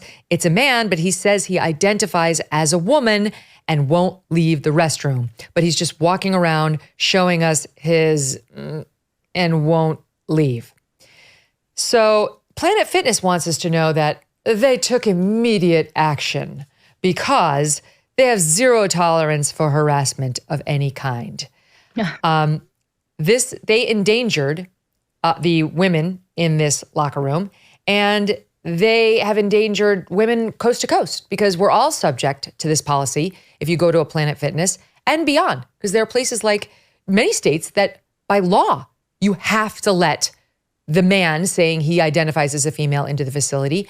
And the consequences, to the women, be damned. They're very lucky this guy did not rape somebody in that locker room with his penis out, asking for lotion and a shower together.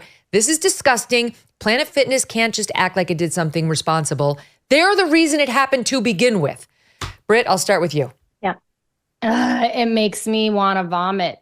And this is the logical conclusion of all of these demonic ideologies. And we're supposed to act surprised now. Surprise! There's a guy in a woman's locker room with his penis out asking for a rub. Why are we supposed to look shocked? This is where it was always headed. 20 years ago, we were concerned if we were at a rest stop and there was a guy in a woman's bathroom. But now we're supposed to take that as being totally normal. And then on top of that, you have places like Planet Fitness and YMCA embracing these cult ideologies. That's what they are. They're cult ideologies that says that sex can be separated from gender. It's a demonic lie, and women will continue to be hurt and degraded over these. It's disgusting. It's amazing, Allie Beth, to see now they're like, oh, well, the system worked the way it should. With law enforcement came and he's been charged. No, that doesn't save them. No. Well, first of all, I'm a little offended by both you and Britt because correct terminology is her penis and her testicles. So let's just make sure penis. that we get that straight right off the bat. Let's use the True. correct language, ladies.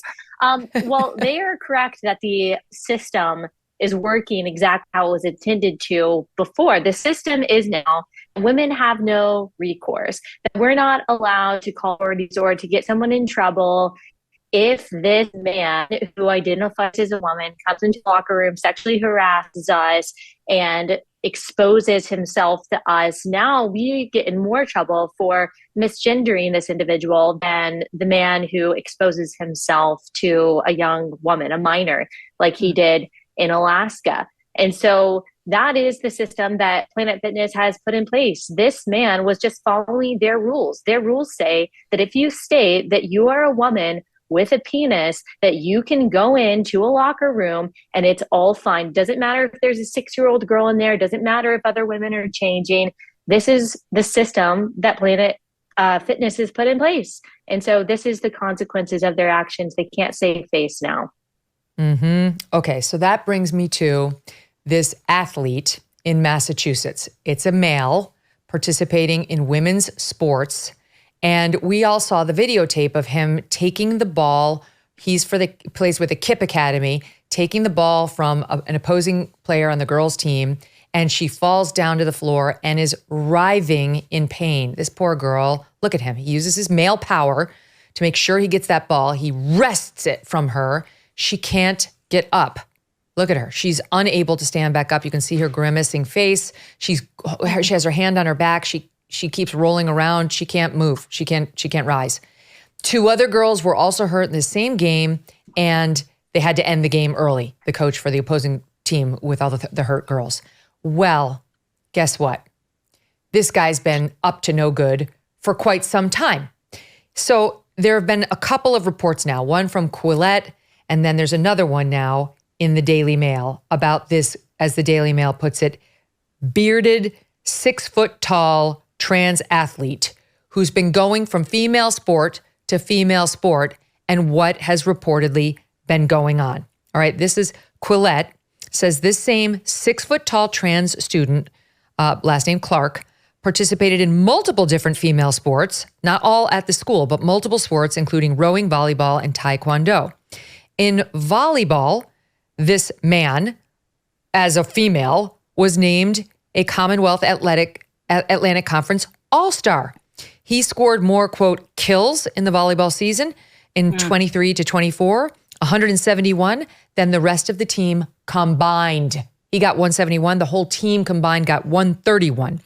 He joined a female rowing team at a private club in Massachusetts in 21 after allegedly doing poorly on the male team. This is, one of those memes that goes around online. Women's sports is not a place for failed male athletes, to try to feel good about themselves.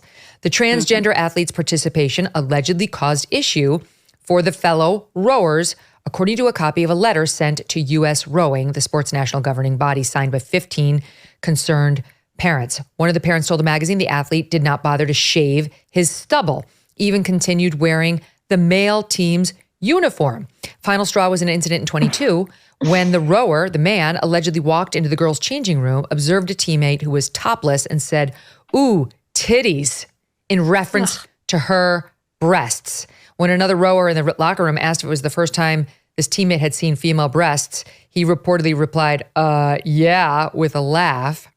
And then the KIPP Academy student, this guy, was subsequently reported to the U.S. Center for Safe Sport, resulting in his suspension from the rowing team, but joining the basketball team, because that incident where he hurt the girls was just recent, was apparently fine. Bear with me. I know this is going on, but I just want to get all the facts as alleged by these 2 news outlets. Daily Mail added to the volleyball story, or the rowing story. The rowing story. It was a private rowing club in Massachusetts in 21-22. So he got suspended after that, ooh, titties comment, as he is in the girls' locker room. These poor girls trying to row and just do better in life. This report that was filed claimed that they're using she at the Daily Mail. We aren't doing that, of course. He caused many issues for the female athletes on the team. who then avoided using the locker room because of this guy. The U.S. Center for Safe Sport intervened after the incident, and that athlete never rowed for the male or female teams again. A letter to U.S. rowing from 15 parents, this is expanding now in Quillette's reporting, claims the girls were intimidated into silence. Our daughters have stayed quiet because they're afraid, they quote one parent. We tried to speak up with them. We were shut down, reads the letter. We tried to speak to leaders at all levels, but name calling and the threat of mental health is being used as an emotional blackmail tool to keep us all quiet while women are harmed and devalued. Parents said one girl on every trip had to take one for the team and share a room with this guy. On their road trips, the rowing team also required the male athlete to room with them on the trips. The girls spoke to us about quitting rowing because of the intimidation of being forced into a hotel room alone with the male. We have not been able to reach out to this student, Mr. Clark, directly, though he's welcome to provide us a statement or come on with his side of the story. These are allegations for now, as reported by Quillette and the Daily Mail. But this is an outrage, Allie Beth, that this guy over and over was reportedly sicked on these girls to the point where he's emotionally hurting them and physically hurting them. Yeah, people need to understand something about this so-called gender confusion, gender deception. While there are cases of true gender dysphoria, it is very rare. What we are seeing now, in my opinion, from what I've seen over the past few years, is that these are a lot of porn-sick young men who have a sexual fetish that involves the humiliation and the degradation and objectification of women. And so, in my opinion, this guy, if these allegations are true, he actually gets off on embarrassing these women, walking into a locker room and seeing them naked, making comments like that are obviously very belittling, objectifying, and then injuring women on the basketball court.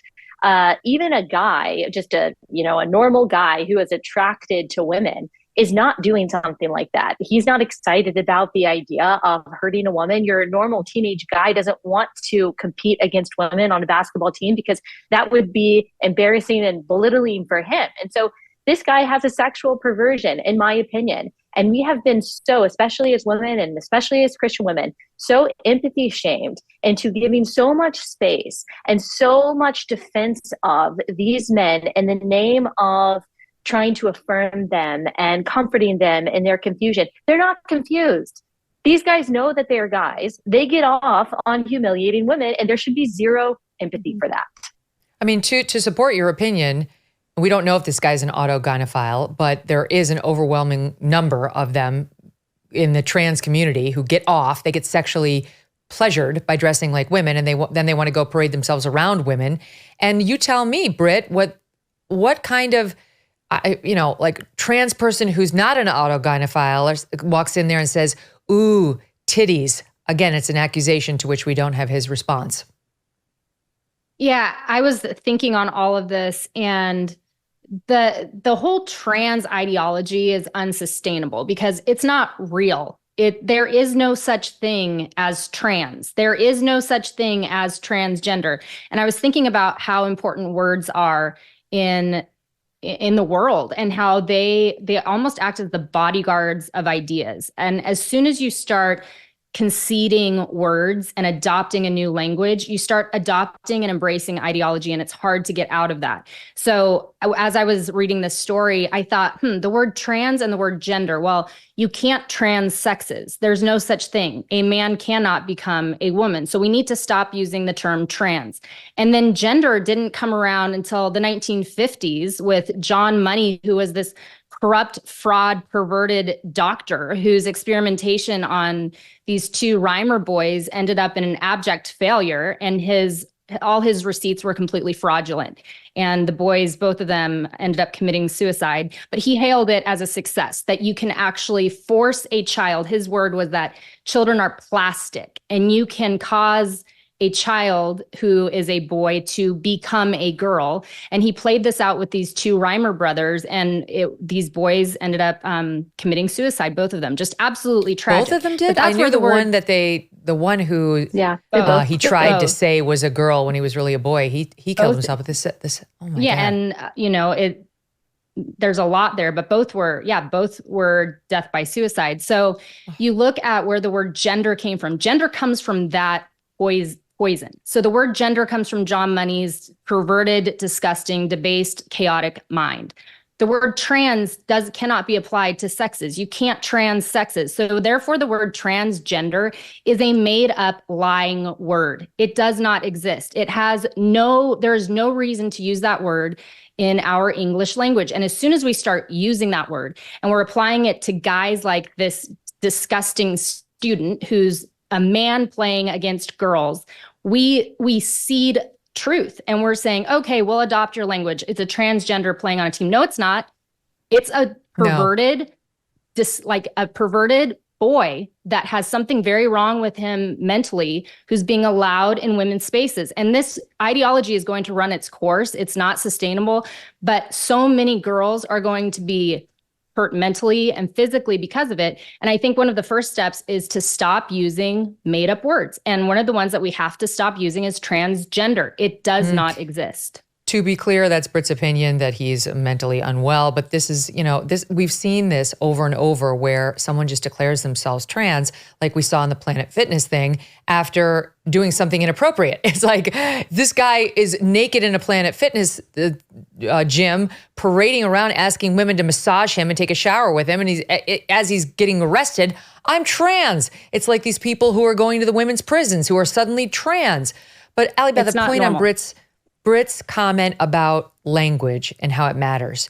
I think we're all going to stand up and applaud Talk TV's Julia Hartley Brewer in a great exchange she had with a presenter, that's what they call them across the pond, Shivani Dave, who I guess, well, you'll see what Shivani goes by and how Julia Hartley Brewer, who I really would like to know, handles it. Watch this. Good afternoon, Julia. You know my pronouns are they, them. How are you doing? Yeah. Thank you for telling me your pronouns. I use correct grammar.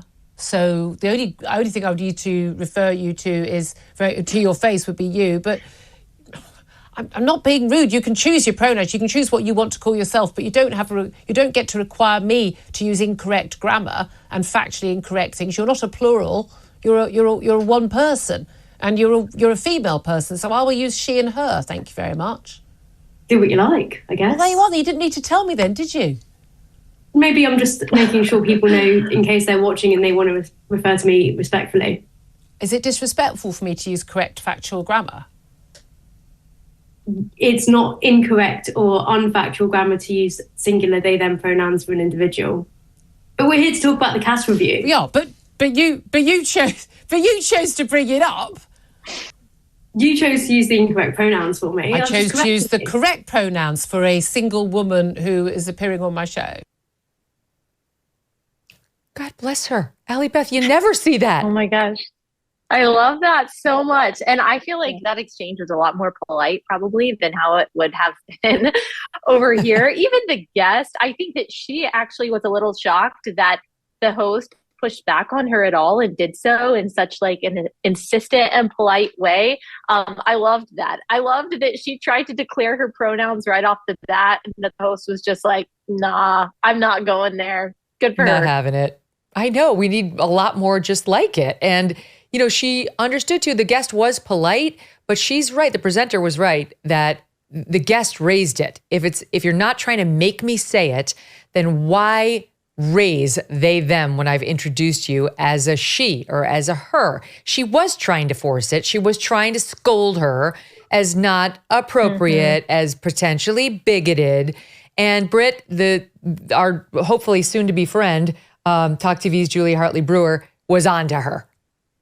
Yeah, I loved her. I saw that yesterday and I'm like, who is this brilliant woman? Such an example of how we can contend for truth without wavering. And kind of in what Allie said about how there's this sense of shame if you stand for truth and for what's right. Well, she's leading us in an example of how you don't bend. You don't have to be rude. There was nothing she said that was disrespectful, but she harnessed truth. She harnessed back the words and said, I'm not going to cede language. You are a single female, so that's how I'll refer to you. I think that that's an example for all of us, and I absolutely love her. I hope she comes on the show because she's amazing. I know. I want to know her. I'm definitely going to extend her an invitation. She seems super fun. Okay, so that's somebody who does what I do as a journalist, doing it right. And here's somebody who does what I used to do, which is being a lawyer. And I would submit to my esteemed panel doing it wrong. Look, Britt's laughing because she knows where I'm going with this clip. So this is a lawyer who goes by the name Stephanie Muller, who is a man posing as a woman, and also as a drag queen. He looks like a drag queen in court. Here's a clip of him talking about his client. My comment about my client? Yeah. I just met her. She's really nice. She's really smart. She sounds like she's got the right idea about things. I really support what she's up to, and I think it's fabulous. Oh my God. For the listening audience, this man, he looks like Kayla Lemieux. He looks like the Canadian shop teacher with enormous fake breasts with protruding nipples, like weirdly protruding nipples, and a very low-cut top, and drag queen makeup on. This is not somebody who's trying to pass. He's trying to like parade, I don't know, his sexual fetish in front of all of us and have us participate with him. Allie Beth, you tell me your opinion on what's happening there. It's a beautiful, dainty princess with such a beautiful feminine voice. Just gorgeous girl. A gorgeous girl. I hate to bring us back to this because it's so disturbing, but again, I see this as a humiliation ritual. And unfortunately, I'm going to have to familiarize, if the audience doesn't already know, with something that goes on in these gender bending dark corners of the internet world. And that is something called a sissy task. These men who get off on becoming women or pretending to be women, and sometimes even pretending to be young girls, in these kind of pornographic chat rooms, they are given tasks or they take on tasks to do out in public, like dress like a ridiculous caricature of a girl or a woman. And they actually are sexually satisfied by performing something that is purposely subjugating and humiliating. I do not know, of course, if that's what this person is doing, but unfortunately, as has been reported many times by Redux, that is very often what is going on here. So this person, when it comes to this and this persona that he's putting on, does not deserve our compassion. Of course, he's an individual with all of the rights that are afforded to individuals and the respect that kind of stops there. But as far as his identity, the fact that we are giving it any credence at all, that we are taking it seriously in any sense, I mean, it's personally offensive to me as a woman, but it is disgusting that we are normalizing, celebrating, glamorizing this kind of sexual perversion. You know, Britt, back when I was practicing law, if you went into court, like even in a skirt and a t-shirt, you'd get called out by the judge. There's a high likelihood the judge could say, Miss Kelly, do you think that's an appropriate outfit for this courtroom? And you'd be embarrassed. Wow. There was a certain standard expected, a certain level of decorum, and it wasn't sex-based. If a man did it, he'd get called out too. Just respect for the court and its system. And you have this person who's clearly, it's very obvious to me, she's working out some sort of sexual fetish on us with these enormous breasts exposed. I haven't seen that much breast since Lauren Sanchez last night at the steak dinner for the Japanese prime minister. It was obscene. You know, you mentioned autogynephilia, and I think with him, again, everything that when I suggest anything, it's thoughts that I have. I can't conclusively say that this guy has autogynephilia, but when you're rocking a plastic bodysuit that it clearly has boobs that no woman has ever owned naturally, and nipples that are protruding, you know, the size of my pinky. First, like Allie said, it is a total mockery of women. And it's that ritual that we've seen in those, you know, the sissy chat rooms and all of that. But on top of that, that autogynephilia comes to mind, where it's like, what is he getting off on in not only humiliating, but also having this arousal toward these boobs that he's put on himself, this self-arousal. It's disturbing. He looks like a sexual, what I mean, is that even a word? Cross-dresser, because I'm not going to use trans anymore. He looks like cross-dress. Thank you, like prostitute in a courtroom. It takes our law and turns it into a circus, which I mean, he looks like a drag queen. He looks like a drag queen. He calls himself, I am a role model, he says about himself. I am a role model for the transgendered community. Are you? I don't know if you can use the words role model. Maybe he is. Maybe that's where this is headed, y'all. I think we might be headed here. Look at this. This is ridiculous. Why should the court personnel, his opposing counsel, his clients, I mean, who would hire him, the judge, and God forbid a jury have to stare at this and be part of what is more than likely a sexual fetish? I mean, what's happening, right? You have to ask, it's like with Leah Thomas. You have to ask yourself, what's happening? Is there an erection down below? Is he actually going to go to the quote ladies' room where the jury has to go later and get off because of his big fake titties in front of these innocent jurors who are just getting called down there to do their duty? This is the reality. Then the juries leave to go for a workout at Planet Fitness and bam, another penis and a guy asking you to massage it. Then they get home from work and there's their young daughter who just got home from school where she had to play against a 6-foot guy who's already gotten in trouble for walking in on naked girls and saying, ooh, titties. What the fuck are we doing to ourselves? No, okay. It's a train wreck. I mean, it's a new form of the patriarchy, baby. I guess finally these liberal feminists, I have a friend who says this often, that liberal feminists finally found a group of men that they're willing to submit to. And here we are. They got fake boobs. It's the fake women. So let's talk about Trump and abortion, because he released a statement earlier this week on where he stands on, quote, abortion rights.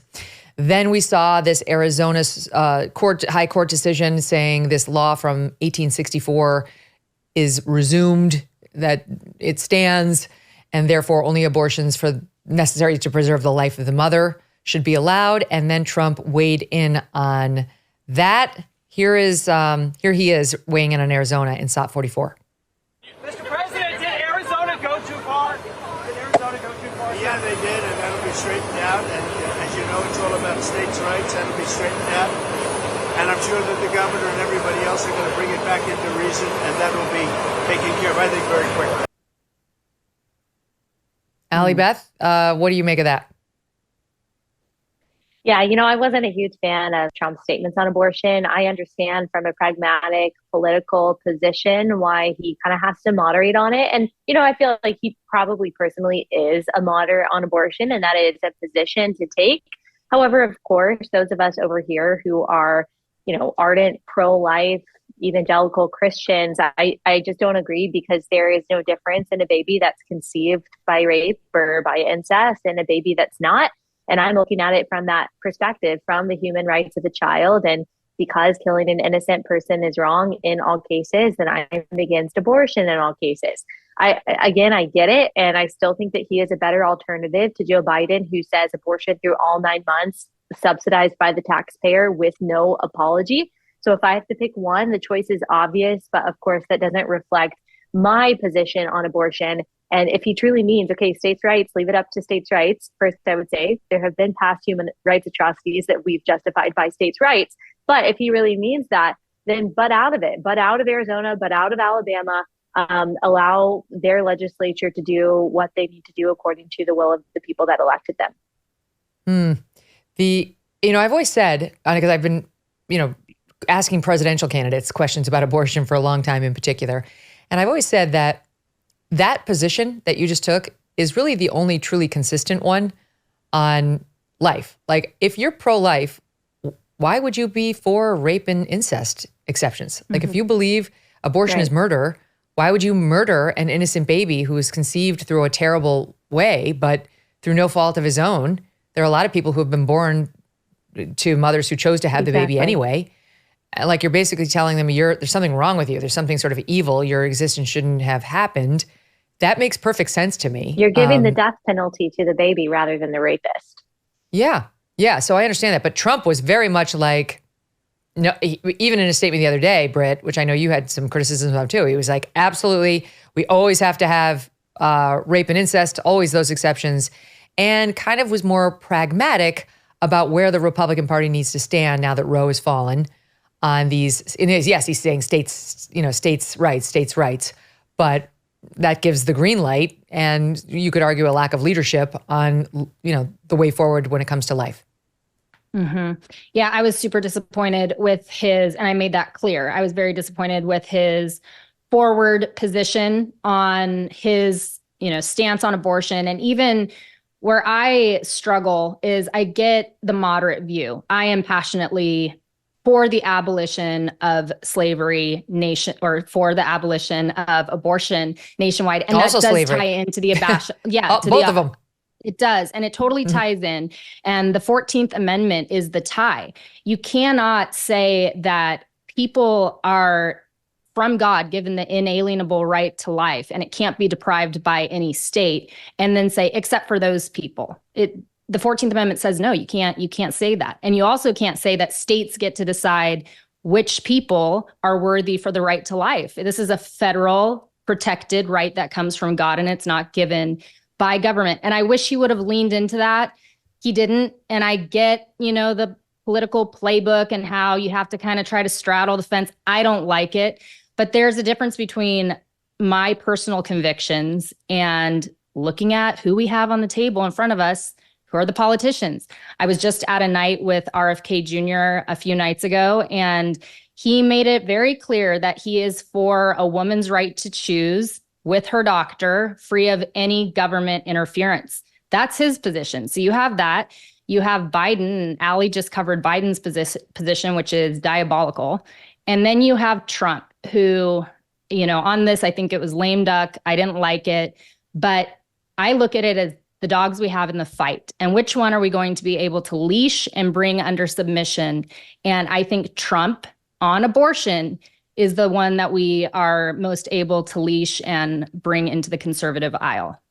Yeah, this tweet from Charlie Kirk is interesting, Allie Beth. He's very, very pro-life. And he tweets out the following. I'm 100% pro-life. I've spent countless hours defending the pro-life position on campus and in the media. To all my fellow pro-lifers, we must be passionate as well as strategic. And the choice is simple. If you allow November to become a referendum on abortion, evidence suggests our side will lose and more babies will die. If we win in November, we will be positioned to claw back radical pro-abortion policies while we continue to persuade more voters of the horrors of killing babies.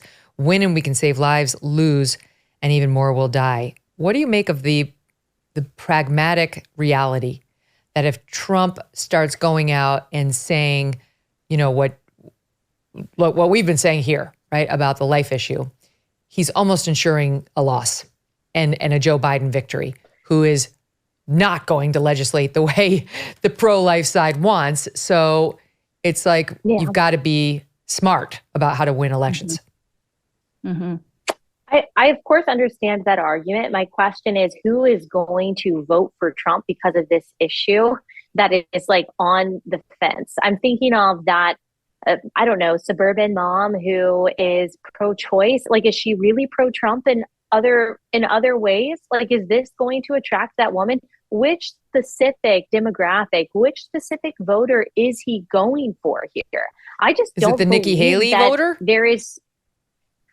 Maybe, but again, I think that those people, they are probably center and independent in other ways that do not align them with Trump. I just don't think that there are very many voters out there who are thinking, oh, I would vote for Trump if only he would moderate on abortion. I just don't believe that. I think those voters are going to vote for RFK. They're going to not vote. They're going to vote for Joe Biden. I don't think they're interested in voting for Trump. I think strategically what's happening is that he's making it more difficult for someone like me who has to make the Christian case to my audience and to other Christian women to vote for him. It makes me feel less enthusiastic. I feel less morally driven to do it because right now I have 3 pro-choice candidates. And while I totally agree with Britt that this is the best option that we've got, the best hope that we have for pro-life policy if he wins, it still makes me less inclined to be a Trump apologist. And if I feel like that, I bet a bunch of other Christian women do as well. And so I just think that that is probably a loss. Mm-hmm. Yeah, you've said something interesting about RFK, Britt. Every once in a while, you get reminded that he's a Democrat. He's not a Republican in Democrat or independent clothing. Yes, I was actually surprised at how forthcoming he was. It was a private event, and it's actually posted on my Rooted Period Wings on Instagram. You can go check it out because I thought he was going to kind of hedge and hide it a little bit, and he just came out swinging and said, that's exactly what I thought. Wow, there's a Democrat, like your Democrat is showing, I also think it's interesting that we're told, don't make this a one issue vote when it comes to November. But that's what Biden's doing. Biden's only drum that he is banging is abortion, abortion, abortion. That's the people who are voting Biden. That's what they're voting Biden in on, is that policy. That is his number one only thing left, his last Hail Mary desperation. So it's interesting that, I vet all candidates very honestly, and I get so much pushback because I refuse to venerate Trump. I think he has massive chinks in his armor, and I still think he is the best dog in the fight. But I think we need to be able to be honest in conversation about the policies that these politicians are upholding and be able to have dialogues like this, because it's honestly the only way that we will be able to demand better from our politicians. If we venerate and whitewash their policies and ideologies, then why would we expect any better when they actually get into office? Good point. I was thinking about something that we discussed in our first hour with our legal panel about how, the New York State criminal trial is going to happen against Trump starting Monday on this hush money payment to Stormy Daniels and the whole bit. And we were talking about how this case, while it's serious, it's a criminal charge, but I think a lot of people sort of recognize it for the political hack job that it is. It really could, there's a lot hanging in the balance on Monday, beginning Monday. If, as I said to the panel then, if 50% of independents mean what they say and 1/3 of Republicans mean what they say, that they actually really don't think they could pull the lever for a, quote, convicted felon, and they didn't make exceptions for the New York trial, then a conviction in this trumped up BS case could actually potentially ensure a Joe Biden presidency. I know we don't believe that, but it could. If you believe the polling, that's what will happen. And you're talking about, of course, the abortion issue. You're going to have way more abortions with a Joe Biden in the White House than a Trump. Yep. I think. But think about even just the trans issue. Think about right now what's happened in the past couple of weeks. Riley Gaines and other athletes have filed this lawsuit against the NCAA saying you didn't protect us. You subjected us to people like Leah Thomas, failed male athlete trying to win in the women's lane, walking around intact male naked in the locker room, enjoying it, obviously. And think about what Joe Biden's trying to do to Title IX right now. The comment period has been extended. He's trying to change Title IX right now, which was enacted to protect women, girls in sports. He's trying to change it right now in ways that will be very detrimental on the trans issue. And in every lane, Allie Beth, he opens the door on the trans issue. He refuses to say the word women's rights. Joe Biden doesn't believe in that. He only believes in trans rights. It's like trans women, sure, he's into that. Actual women, not unless he's sniffing their hair. True. So it's like a lot lays, a lot's in the balance beginning on this Monday. Yes, he's willing to talk about women's rights only when it comes to abortion. And that's actually what we see a lot with women's rights organizations. It's like, what's their number one talking point? What's their number one priority? Is it like maternity leave? Is it protecting women in women's prisons? Is it women's rights in other arenas, making sure that we feel safe and that we're treated equally? No.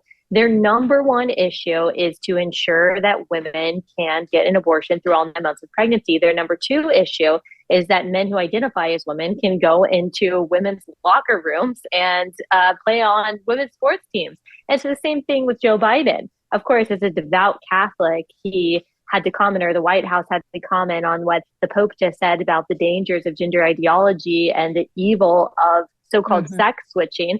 And what did Karine Jean-Pierre said? She just had to double down and say, oh no, he believes in transgender rights. He believes in that transgenderism is great. He believes in protecting trans people. Like, this is basically this and abortion, his number one issues. And he is just as radical on these issues as any other far left activist that we've got. I look around at like the state of womankind and I'm worried. I'm worried about our girls, how anxious they are, how depressed they are. Not our girls on this set, but, I'm talking about America's girls and how that we're at record levels of anxiety and depression and suicidal ideation and the messages that they get every day through Instagram and TikTok and Snapchat and these false images of women, half of whom are walking around literally half naked with these artificial bodies as this impossible beauty standard that these girls never should even seek to attain.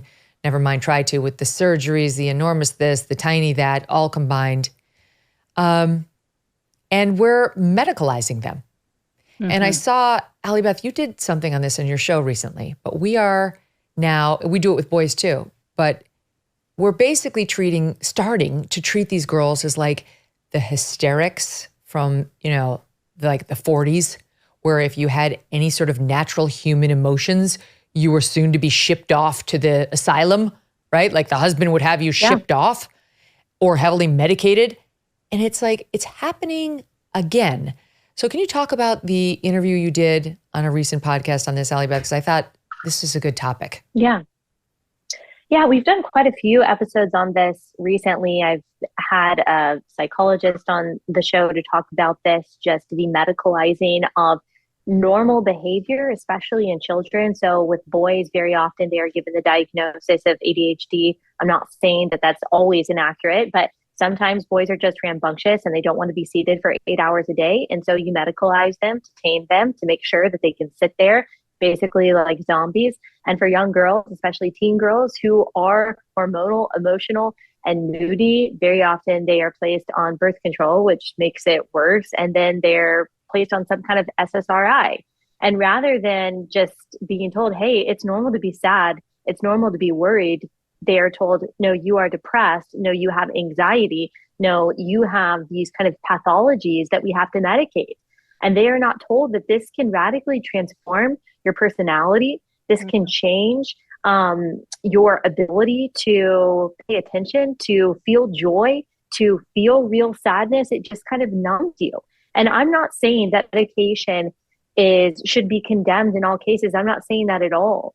But we are no longer teaching our young people, especially our young girls, who, you're right, Megyn, have so much on their plate right now and are facing so much. Rather than dealing with those root causes, we're saying, hey, here, take Lexapro, take this Prozac, take this Wellbutrin, and numb all of the pain. Don't think about it, and it'll just be fine. Then they're waking up at 25, remembering that they don't remember the last 12 years of their life. And all of those chickens have not yet come home to roost yet. And I am scared of what the future will look like when they do.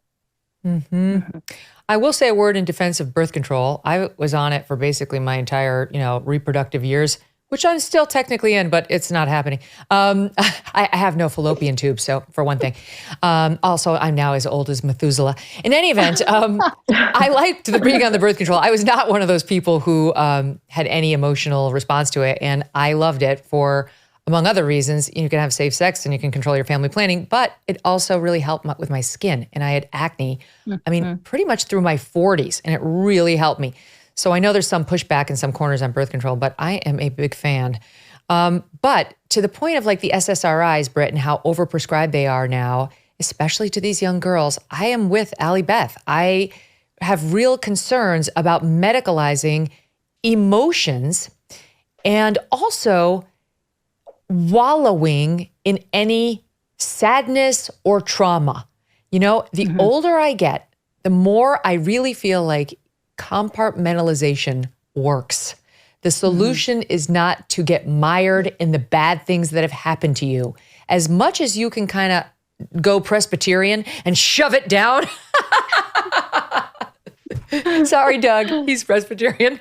Honestly, the better. That I really think that works. And the more you lean into, poor me, and that happened too, the worse off you are. Yeah. Yeah. I mean, we live in a culture of quick fix, and honestly, anything can be fixed under a knife. You want to change your gender, here's a knife. You want to look 20 and you're 45, here's a knife. You know, so we're in this hyper medicalized society that's also driven by really not addressing root causes. It's just a series of band-aids. So you don't know a whole lot about my childhood, not to get into it, but it was very, very dark. And I went through a lot of like extremely challenging things, and the Lord redeemed so much of that. But when I was dealing with a lot of the trauma from my childhood, I was getting ready to get married, and I started seeing one of the best therapists in San Diego to help me walk through it. And all the trauma started to come back up, which is a common phenomenon if you haven't dealt with it because you've shoved it down and it's repressed. So everything started coming back up. And the first thing was throwing pills at every manifestation of the trauma.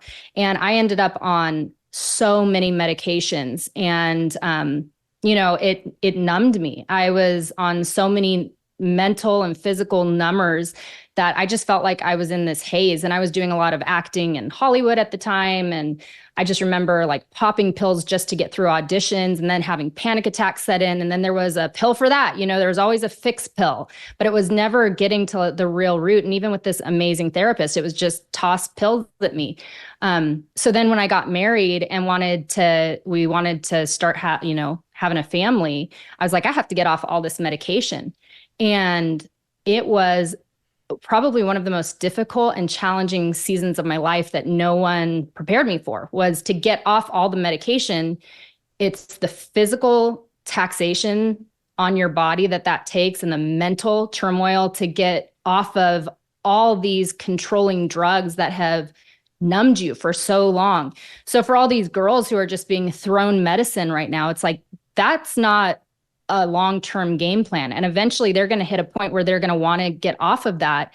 And then the trauma all floods back. If you haven't actually dealt with what's at the bottom, you know, it's still there when you get off all the drugs. So I just think that our society in general, it's too much of a push to medicalize as a fix it, when instead of actually addressing the root, and also looking at, look, this was the past. The past was this big on a whiteboard, but you've got all of this that the Lord can redeem, and that can be for the good. And that was for me the biggest shift, was seeing that and seeing how much potential I still had to live life free of the past, work through it. But the medication was just a very temporary Band-Aid that actually caused more harm than good. I completely understand that. For me, I did not have dramatic trauma in my childhood. I mean, my dad died at a very young age, and so that was traumatic, but I didn't have, abuse or anything like that. Thank God. But I will say that my therapist, who I love, and I had another great one when I was getting divorced from my first husband, they were very, and have been very present focused. Neither one was interested in discussing past trauma. It's very much like, how are you feeling now? And how are you dealing with those feelings? And here are some other alternatives for how to deal with how you're feeling. And that for me has worked wonderfully. It doesn't require the dredging up of any painful experience. It's just new tools for managing emotions, which is really important. But I know, a lot of my friends now, we're all getting older. And so my kids are a little on the younger side, but a lot of my friends have kids who are a little older who now are getting the SSRIs pushed on them. I mean, everywhere. It's like you go to the guidance counselor. They want to put you on one of these things. And you talked with somebody, Allie Beth. She won Chopped. A couple of years ago. Brooke, a chef. We pulled a soundbite. Brooke? Here's a little bit of it. And then you react on the backside. Saw 47.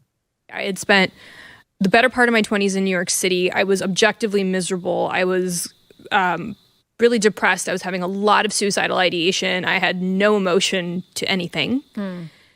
And it just kind of dawned on me that I had spent my entire adult life on powerful psychiatric drugs, and that if they were working, I wouldn't be thinking about these things. And on top of that, it just bothered me that I clearly was so deeply unhappy in my life, and I had made the decision that led me to that point through the lens of a powerful psychoactive agent. So I kind of started to wonder if I would have made the same decisions had I not been medicated. Thank you so much for sharing part of Brooke's story. I mean, she is an amazing person and a very, very strong person. And one part of the conversation, we were talking about how when she decided to get off the drugs, cold turkey, which she's not saying that she recommends, talk to your doctor, but she decided, okay, I just don't want to do this anymore. She got off those drugs and she had all of these just awful, awful thoughts of suicide, thoughts of violence, just out of her mind. But she also had these small windows of feeling joy. And so it was those small windows of feeling joy for really the first time in her life since she got off those medications that made her hold on and reminded her, okay, I'm not actually crazy. If I can hold on to these small feelings of joy that I've never had while on these medications, then maybe I can hold out. And eventually those feelings of joy and the feelings of normalcy, they got longer and longer to where she finally was able to live a normal and mentally stable life. And she realized that her childhood was really taken from her, maybe with good intentions. Her dad died, and so she had to deal with all of that. But she really didn't get to experience the normal range of human emotions because her sadness was called depression and anxiety, and she was medicated into numbness for about 20 years of her life. Oh, we have sadness. It's human, and and sometimes it lasts for a few months. A few years is rough. That's a different story, but you can get help in handling sadness that's non-pill related. You can do things to make sure you're sleeping better, which is so critical. You can exercise. That's a natural way of improving mood and endorphins. You know, you can work out, you can improve your sleep, you can improve your nutrition. You can make, my therapist always says 3 social a week. That's what he wants me to do. 3 social. So I'm like, does this count? This feels social. I don't know. Anyway, but that's good, right? Just to get out there a little bit, put yourself out there. I'm not saying this is a prescription for everybody. And I know that SSRIs have helped a lot of people, but it's too knee-jerk now. It's too quick and it's becoming too common. You women are delightful. Will you please come back soon? I loved this time with you and with Allie. So wonderful. It just feels like we're out to lunch having a good conversation. I mean, this is double social right here. It's like I got both of you. Yes, it's happening. Yes. Yeah, totally. Thank you Tell both your so therapist much. this counts for 2. Thank you. I will, right? This is definitely double. And he was right. It does feel good. All the best. See you soon. All right. And thanks to all of you for joining me today. We're going to be back tomorrow with Adam Carolla. Looking forward to that. We'll see you then.